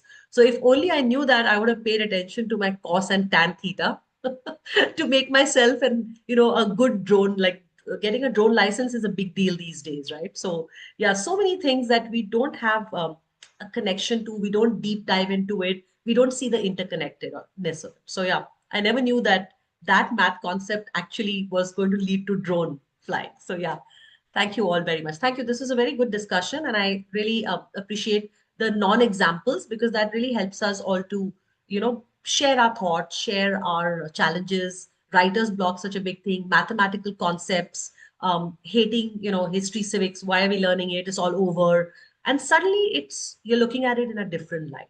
So super. Thank you so very much for everything. Ma'am, if I just have to add one Yeah. more thing, today's the best takeaway from the session is that, discussing about the problems, discussing about the non-examples. I think Yeah. this way we all could, give our inputs in a better way rather than thinking on that what is working fine for us. I think that Yes. helps us to make the meaningful learning for all of us. Yeah, great, wonderful. I also don't know so many things you told me. I didn't know it either. So thank you for enlightening me as well. Yeah, thank you. Right. So obviously we've got this piece of the puzzle, right? That we need children to think deeper, we need them to dive, we need them to interconnect, we need to address their not only misconceptions, but also, worries, stresses, uh, maybe impressions, like why should I learn something? I don't need to learn it, right? But beyond even the metacognition and the deep thinking, connecting, rethinking, planning, there's another thing which is a very human value, right? That makes us do things, that drives our behavior, that makes us climb mountains, that make us, go across the English Channel when it's about, 5 degrees, 3 degrees, -5 degrees, right? The It's motivation. motivation. Yes, it's motivation, right? You can't imagine why people do crazy things. Esports, it is motivation, right? And I think as a teacher, the one thing that I would absolutely want in my learners, of course, I want to tax their brains with better cognition. I'm not going to let them go, but I would rather that they be motivated, because that takes away, there's so much of stress in a child's life. You wake up early, you rush on the bus, you need to take your things, you need to do your homework. Every teacher has like, pay attention, do my work. And then you come back, and then your parents are taking you from one tuition to the other tuition. I think they must be brain dead by the end of the day. I don't know how children even survive the whole, K to 12. It's tough, right? And I think the one thing that keeps them afloat, happy, buoyant, is actually motivation. And that's, I think, it really should be the calling of the teacher. How do I motivate my learners? A very small gesture, ma'am, even if the teacher nods and acknowledges when the child is trying to say something, maybe the child is not able to connect with the exact path, but then even if the teacher acknowledges and gives the right direction, I think that is enough for a child to get motivated in the class to participate, rather than ignoring that, okay, he or she is not able to give the correct answer, and then ignoring and giving the child who is always correct. Yes. I think that's what I have learned at my 16 years of teaching and learning, that, giving the chance to a child who is at least making an attempt will give a much more motivation than giving a child to a chance that who is always, obviously, his intrinsic motivation he has. But I need Yes. to encourage those who needs my help or who needs my motivation. I think that helps. That really helps. Does. Absolutely. Absolutely. Thank you. Thanks, Neetu. Yes, Faiza. I just wanted to add over here to create interest in the students. It's not important as soon as you just enter the class, you start taking the class. Like a proper structure of the class, and the best strategy to use is brain gym. When you Okay. start class with a brain gym, it really works. Yeah. Because the students, they need to understand some kind of a brain gym. It can be a part of yoga, it can be anything which Yes. is going to help them to come back to the goal of understanding something, the goal of learning something, instead of just entering the class and starting it directly. Yes. So pause in the middle of the class. Like if it's a 40-minute class, take a pause at 15 to 20 minutes, because then they need a break. Yes. Let them be comfortable with that, and then you can move on. Let them Yes. be into their comfortable space where they can, just relax. It takes Yes. a lot of stress for them to sit in a class and Yeah. keep on, one teacher coming, the other going, Oh, then yes. another coming. It becomes difficult. Maybe they are going out for a PE, physical Hmm. activity or something else. But then, for them to have consecutive periods one by one. So a Yes. brain gym really works out in that manner. Yeah, yes. Thanks, Faiza. I think even the NEP, National Education Policy 2020, talks about the koshas, talks about, mindfulness. You also may be aware of Maslow's hierarchy of needs. Any of you aware of that? Just a quick yes or no. Maslow's hierarchy of needs. Have any of you been Yes, familiar? ma'am. Basic needs. Yes, ma'am. Yes. Does any one person want to talk about just like what's your thought of Maslow's from the context of learning? And I believe that a child should feel safe and comfortable in the class, Yes. and so that his full, not only his full attention, but a Right. sense of belongingness will be there. Right. So, apart from the Maslow, we have, I think, one more psychologist who Hmm. gave this theory of humanism. So, Yes. the need. So, I think this is what before, apart from learning, if Hmm. this is what a child gets, then I think he or she will get into any of the learning activity and with Yes. full confidence, ma'am. Right. Thank you, Hassan. Very well explained. It's Maslow's is the hierarchy of needs where we talk about the basic needs being met first. Like literally in Hindi, we say roti, kapda, and makan, right? So something like, starting with the food, they are feeling rested, they're feeling happy, they're feeling connected, they're feeling bonded. And that's when learning happens. So that's so, so important, right? That is. Thank you. Do we have any other responses? Motivation from the teacher. Yes, we got that. Yeah. So yes, that's a very important factor. Even NEP talks a lot about mindfulness, talks a lot about, the different levels. So we have to think of motivation as a very important factor that, will drive students into learning, right? So when we talk about motivation, right, it is obviously an internal process, which initiates, which guides, and which sustains any behavior, right? And again, when we talk about motivation, there are two types of motivation, right? There is the intrinsic, that means from within, and then there is the extrinsic, something from outside, or a teacher is an outside force, an award is an outside force, a degree is an outside force. These are all outside forces. Okay. So if we had to like sort of have a little bit of a infographic, this is what it is. Intrinsic is when you have a purpose, you are interested in something, you are trying to gain mastery of something, you are curious about something, you are proud to do something or proud to be a part of, a kind of tribe or a group or anything. And extrinsic is really about uh, grades, money, career, exams, anything that motivates you, that keeps you going, right? Because, like, if you look at people who have worked a job, say in the railways, for example, for maybe 35 and retired at 65, whatever the age is, it is obviously a lot to do with extrinsic because they need the salary, they need the money, but also over a period of time, they develop pride, they develop a sense of interest, they develop, a sense of self-esteem, and that's what drives them, right? So motivation is, we need to think about it in both these facets. Nothing is wrong with having an extrinsic motivation, philosophy in your class. It's both equally important. Okay. So, yeah, obviously, because motivation is that driving force that drives humans through K to 12, through a marriage, through, could be a professional journey, could be anything, through maybe having a goal like I'm going to climb the Mount Everest in the next 1 year, anything that you do, right? So, motivation is a really important key factor. Okay. So, obviously, this has two parts. And from the classroom perspective, Hassan just talked a little bit about the Maslow's hierarchy of needs, right? So we have to make sure that for children, like for anybody, their hunger, thirst, rest, all that is all met, right? And that will prompt them to be curious, to be excited, to, all of those things will come up, right? Um, for example, as an intrinsic, a very explicit example is hunger. If you're hungry, you are going to go look for food, right?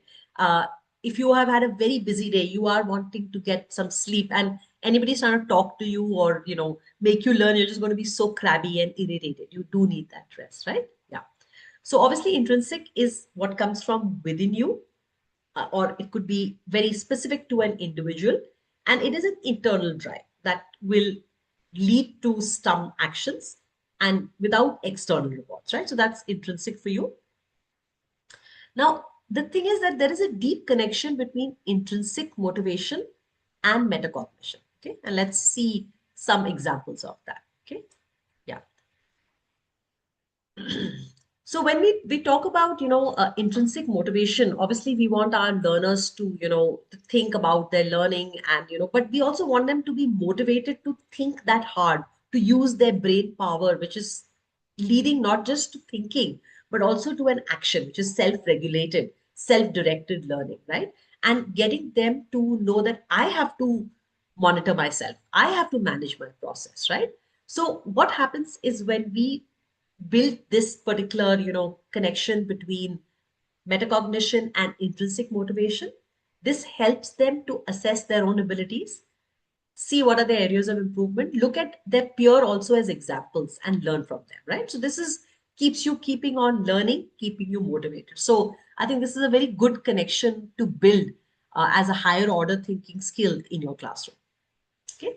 Similarly, if you were to look at strategic planning and positive feedback loop, right? How do we build these both aspects as part of the intrinsic motivation, right?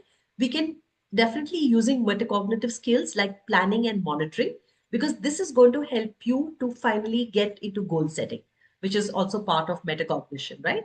And the minute you are, you have a goal in mind, the way it works in life, you are going to be more motivated. You're going to have a higher sense of motivation, right? So I think this is also a great strategy that you could use in your classroom is the goal setting as a way to build intrinsic motivation and of course to develop metacognition, right?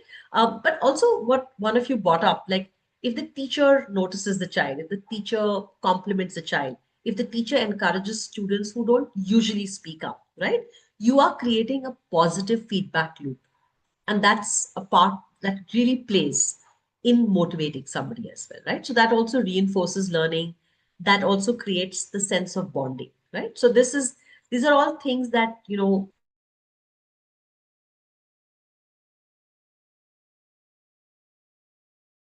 Ma'am, you're not audible. Oh, is that so? Okay. Maybe I need to just get my video off. Am I better now? Yes, ma'am. Okay, thank you. I think must have just had a bit of a loop. Yeah. So sorry, I'm just going to go back 30 seconds and say that when we talk about intrinsic motivation, it is something that we have to create this very strategic idea. How do we motivate our students intrinsically? By teaching them the art of goal setting.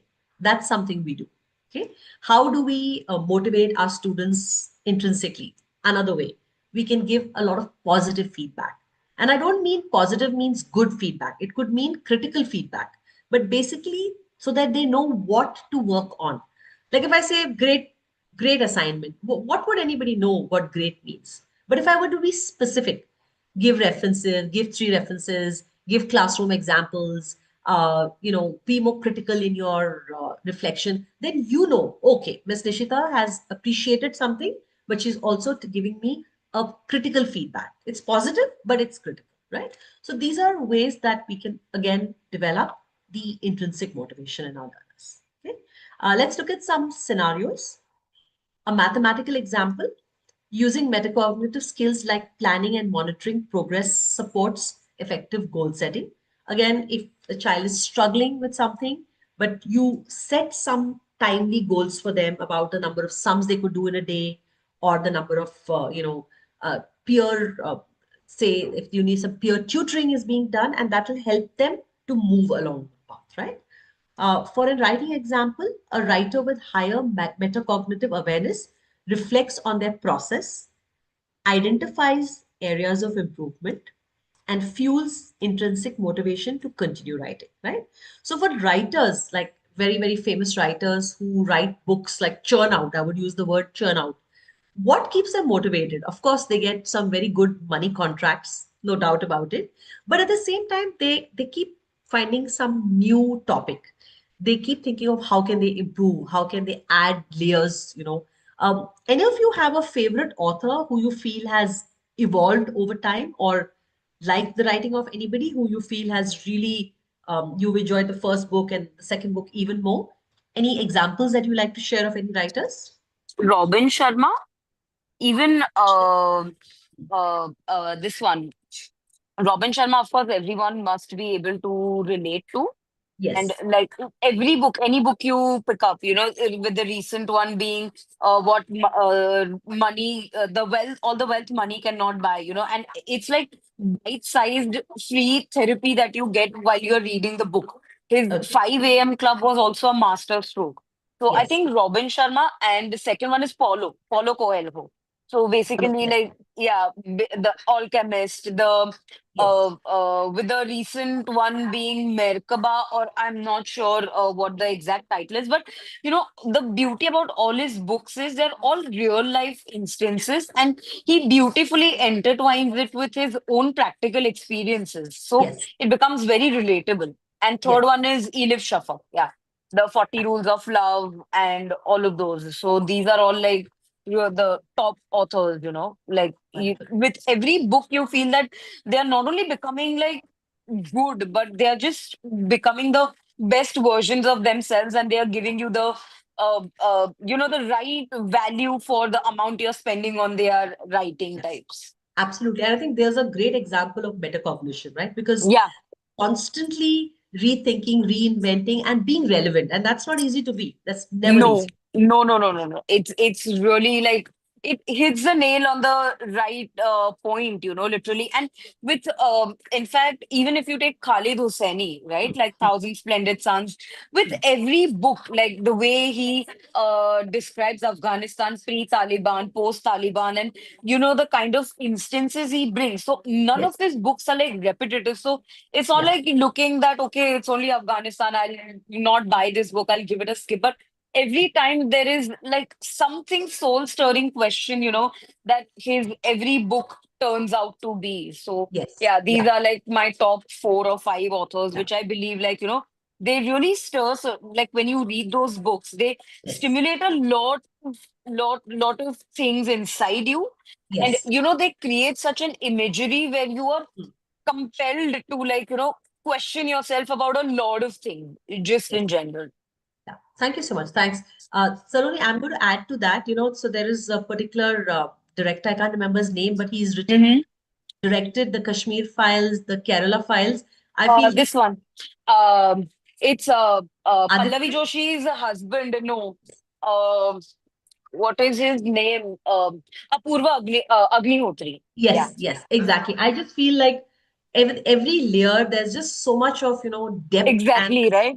Even yes. And I, this one, the Tashkent Files, basically, if yes, you see the movie and then if yes, you read the book, the yes, Mitrokin archives, you'll go crazy literally about the facts that those Russian spies have revealed about India during the time of Indira Gandhi, this, that, and very in fact, insightful, very very insightful. insightful, It's very insightful. Yes, crazy. So yes, yeah, so yeah, all these are like, these are like very motivating. And ideally what I do is with my students also, I because even I'm into teaching into history, civics, social sciences, XYZ. So instead of reading out directly from the textbook, now I've started this like, recently, like, I show them like a snippet from a movie or something like that. great idea. So for Yeah. example, even if you see certain movies, like I don't know if you've heard about this Varun Dhawan film Bawal, I'm not sure.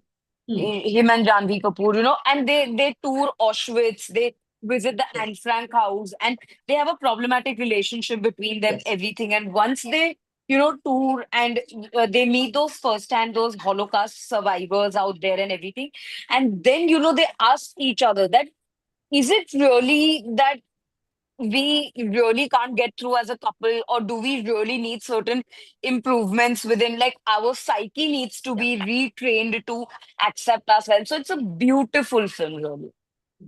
Yeah. So this is So metacognition in action, right? When we are exactly, building metacognition, not through a book, not through just talk, but doing things exactly. that will get them to think deeply and which feels relevant or feels like something strong. So yeah, Right, thank you. right, right. Thank you. Thanks, Inakshi. We can have thanks, Saloni. Thank you very much. Shall I Inakshi, speak? yes, please do. Because you're talking about evolution, I think Margaret Atwood fits the bill because I've been reading her books, and since she's an author who writes contemporary fiction but also focuses more on evolution of humans, each of her books focuses on a thing that's about to come. So it's very futuristic. Yes, there are elements of fantasy, but the way she has been evolving throughout the process of writing Handmaid's Tale, which was very dystopic, and then she moved on to Testaments and Alia's Grace, and the way the new books are upcoming for her, it showcases how she has now, become really cautious. Because earlier she was free-willed and whatever she expressed was very, very explicit, not only in terms of the scenes, but in terms of beliefs and notions that she put out in the book. And now, fairly knowing that everybody flinches, even the thought of something that is repulsive or offensive to them, and there is intolerance, a lot of it. Now, somehow, I feel she started camouflaging everything that she wants to convey. So it's more layered, yes, but it's less enjoyable. So I know there is some sort of evolution which might be very subjective to the likes of the readers, but somewhere as an author, she's evolving and she understands how things have to be put out. There's Yes. another Even author, Elif Shafak. yeah, Sorry, yeah. go on. No, yeah, that's No, great. No, no, go ahead. sorry. I think Since you mentioned Atwood, I think I'd also add Yuval Noah Harari to that Homo yes, sapiens and Homo Deus. yes. Those are very That Yeah. great. I think they will, every No, page is only metacognition, speaking metacognition in it. Yes. Every page, literally every page. He like I wouldn't say predicted, but he anticipated that, once with the advent of AI, Yeah. everything is going to be like That was very roughest insightful. Yeah, that layouts. was completely. So that's see, now I'm glad we are talking about this because this is the kind of metacognitive learning we need to create. It is not a word, it is not a gyan, it is an action.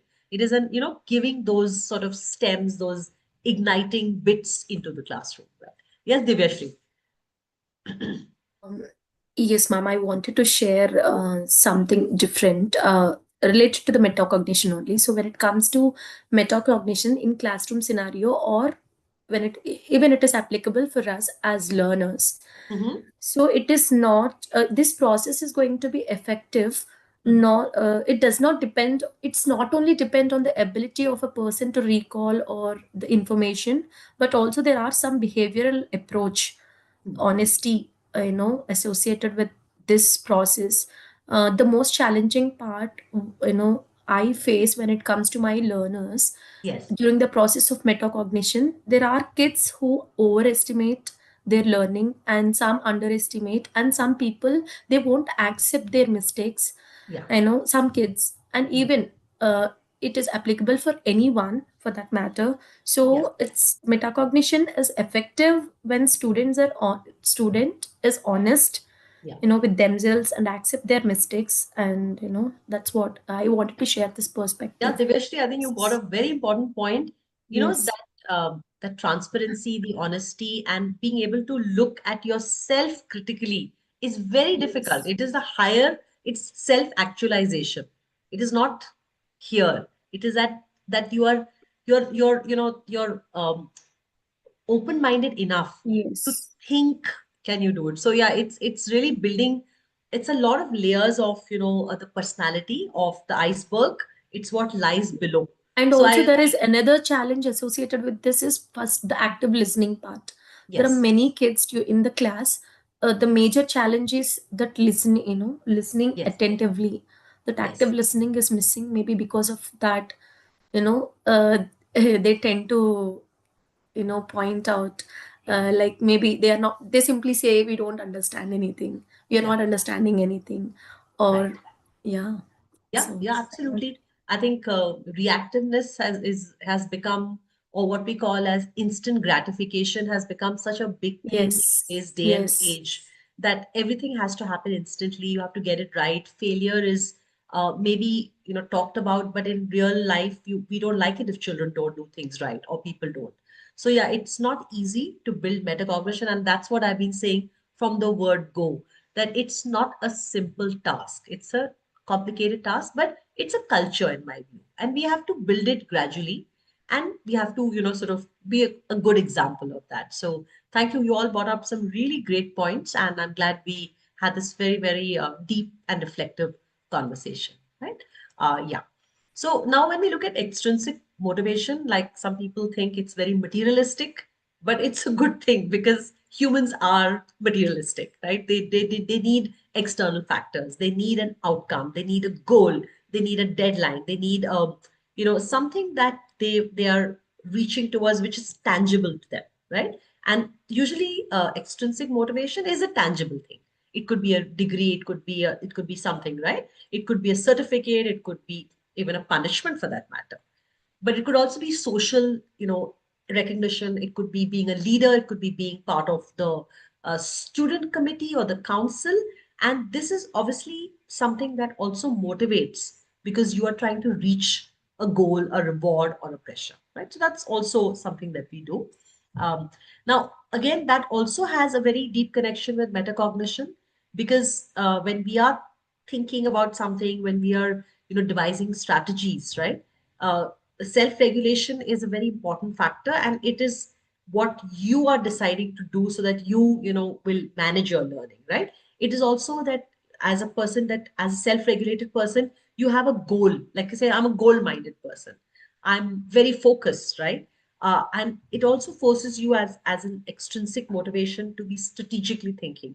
How do I get there? Whose help do I need? How who should I collaborate with, right? How should I meet this deadline? So these are things that, as an organized person, you set up your deadline.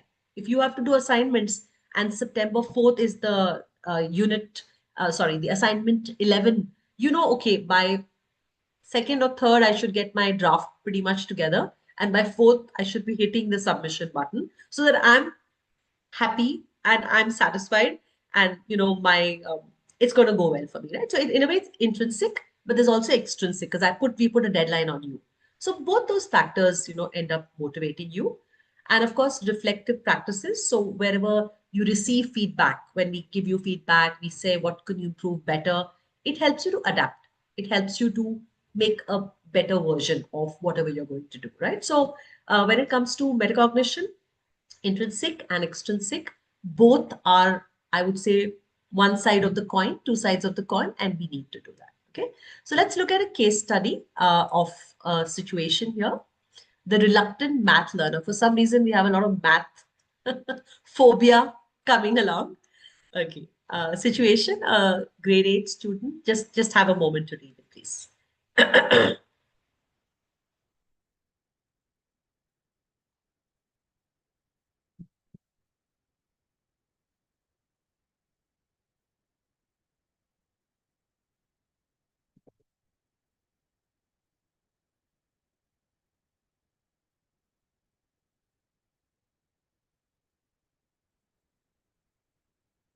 So yeah, after our discussion, I think this is a very basic one. I think we talked about so many more strategies, so many more interventions. We talked about how could you regulate, how can you pick the strategy that you like, what doesn't work for you, what you don't agree with. And I think we have to give agency to our learners. So along with metacognition, along with motivation, and it's not explicitly mentioned, but I would definitely say, a voice, choice, and agency are also really important things that would encourage metacognition and motivation. And today's learner, the alpha generation that we have, that in there, if you're not giving him agency, thank you, ma'am, I'm not interested in your lesson. They want agency, they want choice, they want voice, they want opinion. And I think it's on ownership. I think that's an important part of it. So I think we have to think about all these factors when we are planning our lessons, and when we're writing our essays and we're writing our assignments, start thinking of it at these layers. And from the point of view of Cambridge, that's the kind of honesty that they are looking for in your assignments about what motivated, even what demotivated is a very good point. We love that. What didn't work, what you could do better, right? So it's all these things that are going to really enrich and fortify whatever you put out there, right?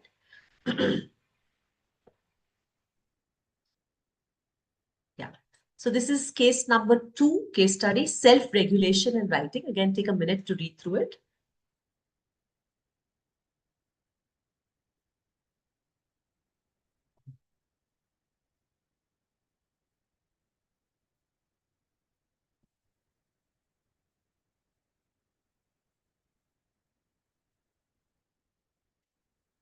So I know Inakshi, the question she had brought up was about the introduction was somewhere aligned to maybe this example, I would say.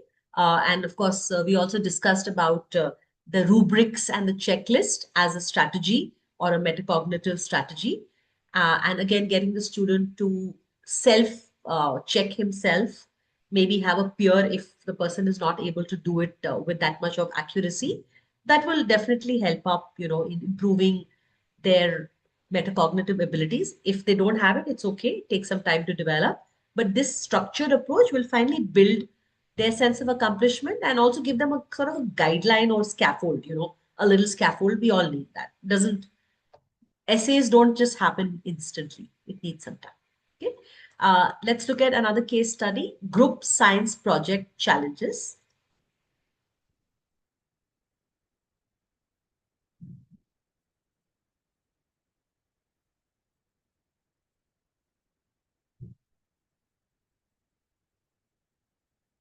So, whenever there's a group work, there also needs to be very careful approach from the teacher for role defining roles.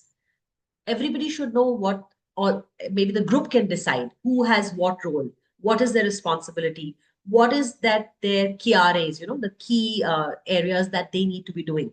So that is also metacognitive. So any systems and processes that we add are all part of the metacognitive interventions, not just you asking.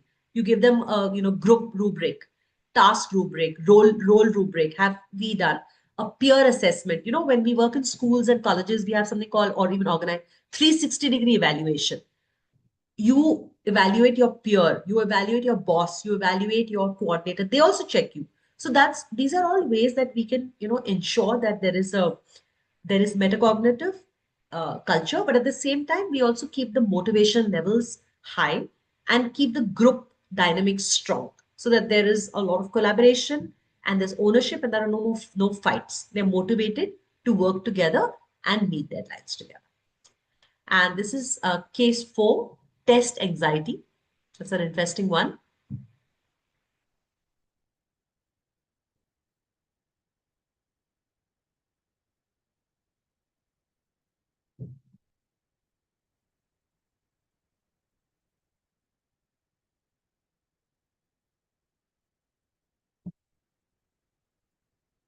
Anything else that all of you can suggest? Because, test anxiety is a very common problem. And as the children are, even in younger classes, because they have a test for everything.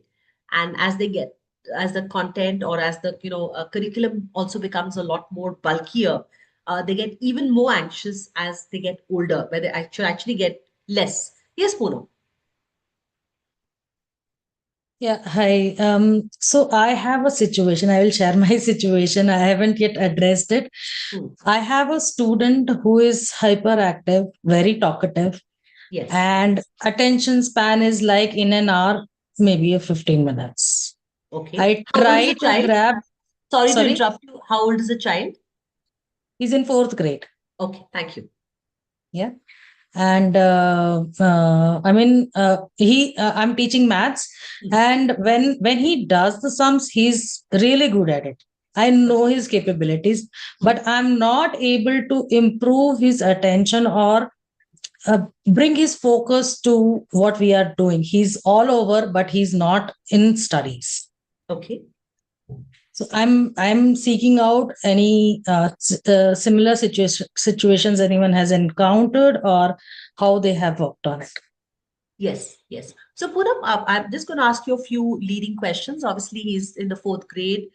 Is he also having a similar behavior across other classes? Have you also discussed it with the team? Have you had a chance to discuss it with the parents? So have these steps been taken already? Yes, yeah. So I'm not a school teacher. So, yeah, I've shared the feedback, shared the concerns with the parent, but it seems that even the school shared a similar feedback. So, school actually told them to completely do away with the devices. Means it should be minimal interaction with the devices. So that's what they're working on, and they have tried to put him into some physical activities as of now. Yeah, thank you. Yes, Faiza and Hassan can go after that. Yes, Faiza, please go ahead. Yeah, I just wanted to add, as I keep on dealing with differentiated children and grade one as well. First of all, there should be a consultation with a counselor, because counselors know very well the strategies how to deal with these kind of situations, especially with the kids when they are actually at this age and they are not able to concentrate in the class, so on and so forth. If he is too much into using the devices and all, then definitely it has to be, curtailed. It has to be curbed to whatever hours or whatever minutes it's going to be used. A few things which can engage him if he's not able to concentrate or focus is to make him understand, like let him. This is one thing which happens with me, like I do. I make the child sit first and analyze what he's supposed to do, because his mind is not exactly at the same pace. Right. He's not able to focus at the same pace. He's actually into some Jupiter or Mars, to be very honest. Yeah. So what happens at that time, that I make the child put his hand on the table, both the hands together. Then I make him understand and repeat that what are you going to do. Right. After that, if like the child is very small, he can't write, he's not in grade 3 or 4, so he can repeat it orally and then start the class or the teaching, whatever you are doing. After 10 to 15 minutes, again stop. At least 10 minutes, if he's not having that concentration power, whatever minutes you think he can concentrate, after that just stop. Give him a minute break, 1 minute break, 60-second break. After that, again make him put his hands on the table and again repeat the same thing what he is doing. This will enable him to understand how he should go on along with the class and actually what is happening in whatever you are teaching. So this focus will keep on coming back. Right, right. So yeah, you're looking at you're making sure that his attention is keeping on focus. You're giving him a lot of priming and tips. Thanks, Faiza. Absolutely, absolutely. Thank you. Okay, ma'am, according to me, like we often see scores achieved is equal to measures of success. This is actually what I mean. But what happens through this case that it in the long run becomes a meritocracy. Right. And meritocracy actually is a debatable issue. And this means that a picture is often based of students and they themselves start feeling, unless they get a proper attention, that yes, the marks are low, but it does not mean that you don't have the potential to understand. And similarly, on one way, focusing more on the students who have performed well. So this kind of dealing, because it's not always easy for all the students to meet the counselors, they can, but the teacher has this, it can have the ability to understand this problem, that I must pay that much attention so that this gap between the achievers and the low achievers should not make them feel that I am behind them in other ways as well, apart from marks. Correct. So this should be kept in mind. Okay, ma'am. Thanks for your Thank perspective. you, ma'am. Thank you. Yes, Needu. All right, ma'am, I'll just stick to this screen only. Yeah. It's a very personal example, like, in my own, when I was doing my 9th and 10th. So at that point of time, when I used to get stuck in some problems, I used to especially, consult my friend who used to go to the tuition. And then she used to explain me so nicely, you won't believe. I used to tell her that, no wonder I don't understand from sir, but then you are the one who will be able to explain me so well. And then I used to score higher than her, maybe highest in the class, and then she was not able to do it. The main reason was she used to look at the paper in a way that what all questions have come which I am not able to understand, or which I am not able to attempt, which I'm Right. getting. and the whole attention goes there that okay, this is what I don't know, and she Oh, used to right. spend so much of time on that particular question that she will not attempt and she will not finish the entire question paper. Right, right. That is what I learned in a year, and I told her that this is what your problem is. The Mm-hmm. moment you shift your attention from what you can't do to what you can do, at least finish those. I think Yes. being a teacher, we always tell the students also that first you try doing what you know. Yes, Keep the yes. questions. Later on, you can come back to them and you can attempt them. And that is what I have been doing from my childhood and until now. Also, I do the same. I Yeah. think this is what, if the child learns, I think this really helps. And Yeah. that is the reason of the anxiety also. Yeah. Before the test, what will come in the paper, which I maybe Yeah. something I have left, I am not prepared. What if that comes? Yeah. So even demotivation is an important factor. Like what is demotivating you has to be addressed Right. for test anxiety. I think we can't just look at it like, again, Hassan also said, something that they can't do. It's Hmm. like, why can't they do it? Get to the root cause. What could be causing the anxiety? And so that's, I think there's a lot of interventions apart from a reflection journal or documenting. There's so many levels at which one has to look at it. So yeah, I think when we are working, on metacognition, working on motivation, we also have to play counselor. It's not just test theek nahi hua, marks theek nahi aaye, and then so that's what it is. So yeah, I think all of you got a part of the elephant sorted. So thank you so much for that. Yeah, Gia, we can have a quick 1 minute of your perspective, and I think we are literally on the last slide. But please go ahead.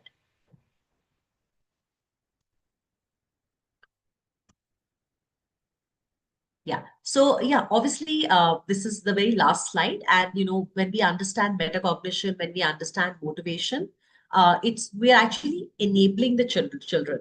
More than ourselves, we already mature, we already know the world, we know how the world works. We are teaching them how to think about their thinking, how to unlock their potential, how to empower them, how to give them agency, and basically equipping them with the like self-help skills, problem solving skills. And that's really what a teacher's job is. It is not to teach them, it is to unlock them, to empower them, to enhance them, and to create that, like it's you've jump started them and they're ready to go. And that's really what metacognition, that's really what motivation is really all about. So yeah, that's all for today, and thank you very much for all your perspectives. And I think that really enriched the conversation because my slides were very few and I knew it. So I made sure that we had a lot of engagement, a lot of discussion. So thank you so much for this very enriching session. Yeah, if anybody has anything to say, please go ahead. Yes, yes, Priya. Good evening, ma'am. Hi. I'm Priyamvada. Yeah, ma'am, yesterday I received a mail regarding a session with you, I think. But actually, yesterday was my first day in the school. I joined it just means yesterday only. So after the school, there were some paperwork. So because of that, I was very late in the school and I came back around 5:30. So Yeah. I couldn't attend the session. No problem. So, we all have mentors, and I think I was just trying to create those links. But whoever has been your mentor for the first round will be continue being your mentor. And for those, yeah. So we've shared links, and you can pick your own appointment slot. If you haven't, please do it. We have it this week and we have it next week. So if I'm your mentor, then I'll see you. But if by mistake that mail has come to you, please fix an appointment with your mentor. Okay, thank you so much, ma'am. Welcome. Yes, But Anakshi. ma'am, Yeah. sorry. No, go ahead. Actually, go ahead. Ma'am, I want to request you to, can you please share your presentation again? I missed completing the writing of one slide. That's exactly before the case study started.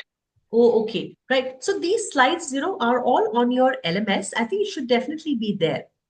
I know, ma'am. The only thing is, no, it's easier to go back to the notes and Oh, handouts yeah. and stuff than go to Okay, the okay. LMS. Sure. No worries. I can just go up. I think the one you said before the case study, correct? Yes, ma'am. This one? Are you talking about this one? Yes, ma'am. Yeah. Yes, ma'am. The thing is, ma'am, this accessing LMS means logging into Up Educators and then Yeah. traversing there. It's very, No very worries. tedious. No worries. Yes, ma'am. Done. You can Yeah. switch it off. Super. Yeah. Okay, great. Ma'am, when are we going to get the PDQ Connect login? Good question. I'll find out and get back to you. I don't know either. I'll get back. I'm sure it'll be soon, but allow me to get back to you about that. Okay, ma'am. Thank you. Okay. Yeah. All right. Yes, so great. Thank you so much, everybody. Have a great evening, and thank you for a great conversation and great insights. And I'm sure this has given you a lot more clarity. But please use all these examples that you've given me, great examples in your essays. That's really what was going to enrich it, and that's what Cambridge is looking for. Your reflection, your real experience, and your honest feedback about what worked, didn't work, how you're going to be transforming learning for your learners. Okay. So thank you and have a great evening. Gia, was Ma'am, there something that I missed asking you or speaking about? yes, ma'am. I just want to talk about uh, the students. They are weak in somewhere. They are not concentrating their studies. Such Yes. type of student I have got, and he was unable to write. I just that I asked him why you are not writing, and he was not doing the work, and he was disturbing to his partner Right. the in the class. So by the student has told me, ma'am, my partner is disturbing to me. I said okay. Then I called the boy and I asked him, why are you not doing your work, which I have given you right now? So he tells that, ma'am, I cannot write. I always leave. I am unable to complete on time. Whatever the teachers give me in every class, I am like this only. I told it's okay. Use pencil, and Right. in your school notebook only you write it. After that, if something is missing, check from your friend and correct that much Yeah. portion Yeah. and So, Gia, use the I'm pen. so sorry to interrupt you, but yeah, I think it's great that you're giving him strategy. Sorry, we will not take much more of the time now, but it's good that Yes. as a teacher, you should give him a few strategies because I think disturbing somebody is unacceptable and they are going to be also running out of patience. So I think it's good that you give him a bunch of strategies. And if you like, when we meet in our mentor-mentee meeting, we can discuss that some more. Okay. But thanks for bringing Okay. it. Yeah. Thank you so much. Yeah. Thank Yes, you Priya. so much, ma'am. Thank you. Have a great night, Gia. Thank you, everybody. Thank Yes. you. Hi, Priya. Hello, ma'am. Ma'am, I have only one, maybe the request or something that we learn a lot of about metacognition skills, right? And how we can help our learners using those skills or strategies. Yes. So, actually, during the classes or during the sessions, it's very easy to connect or to understand whatever the Yeah.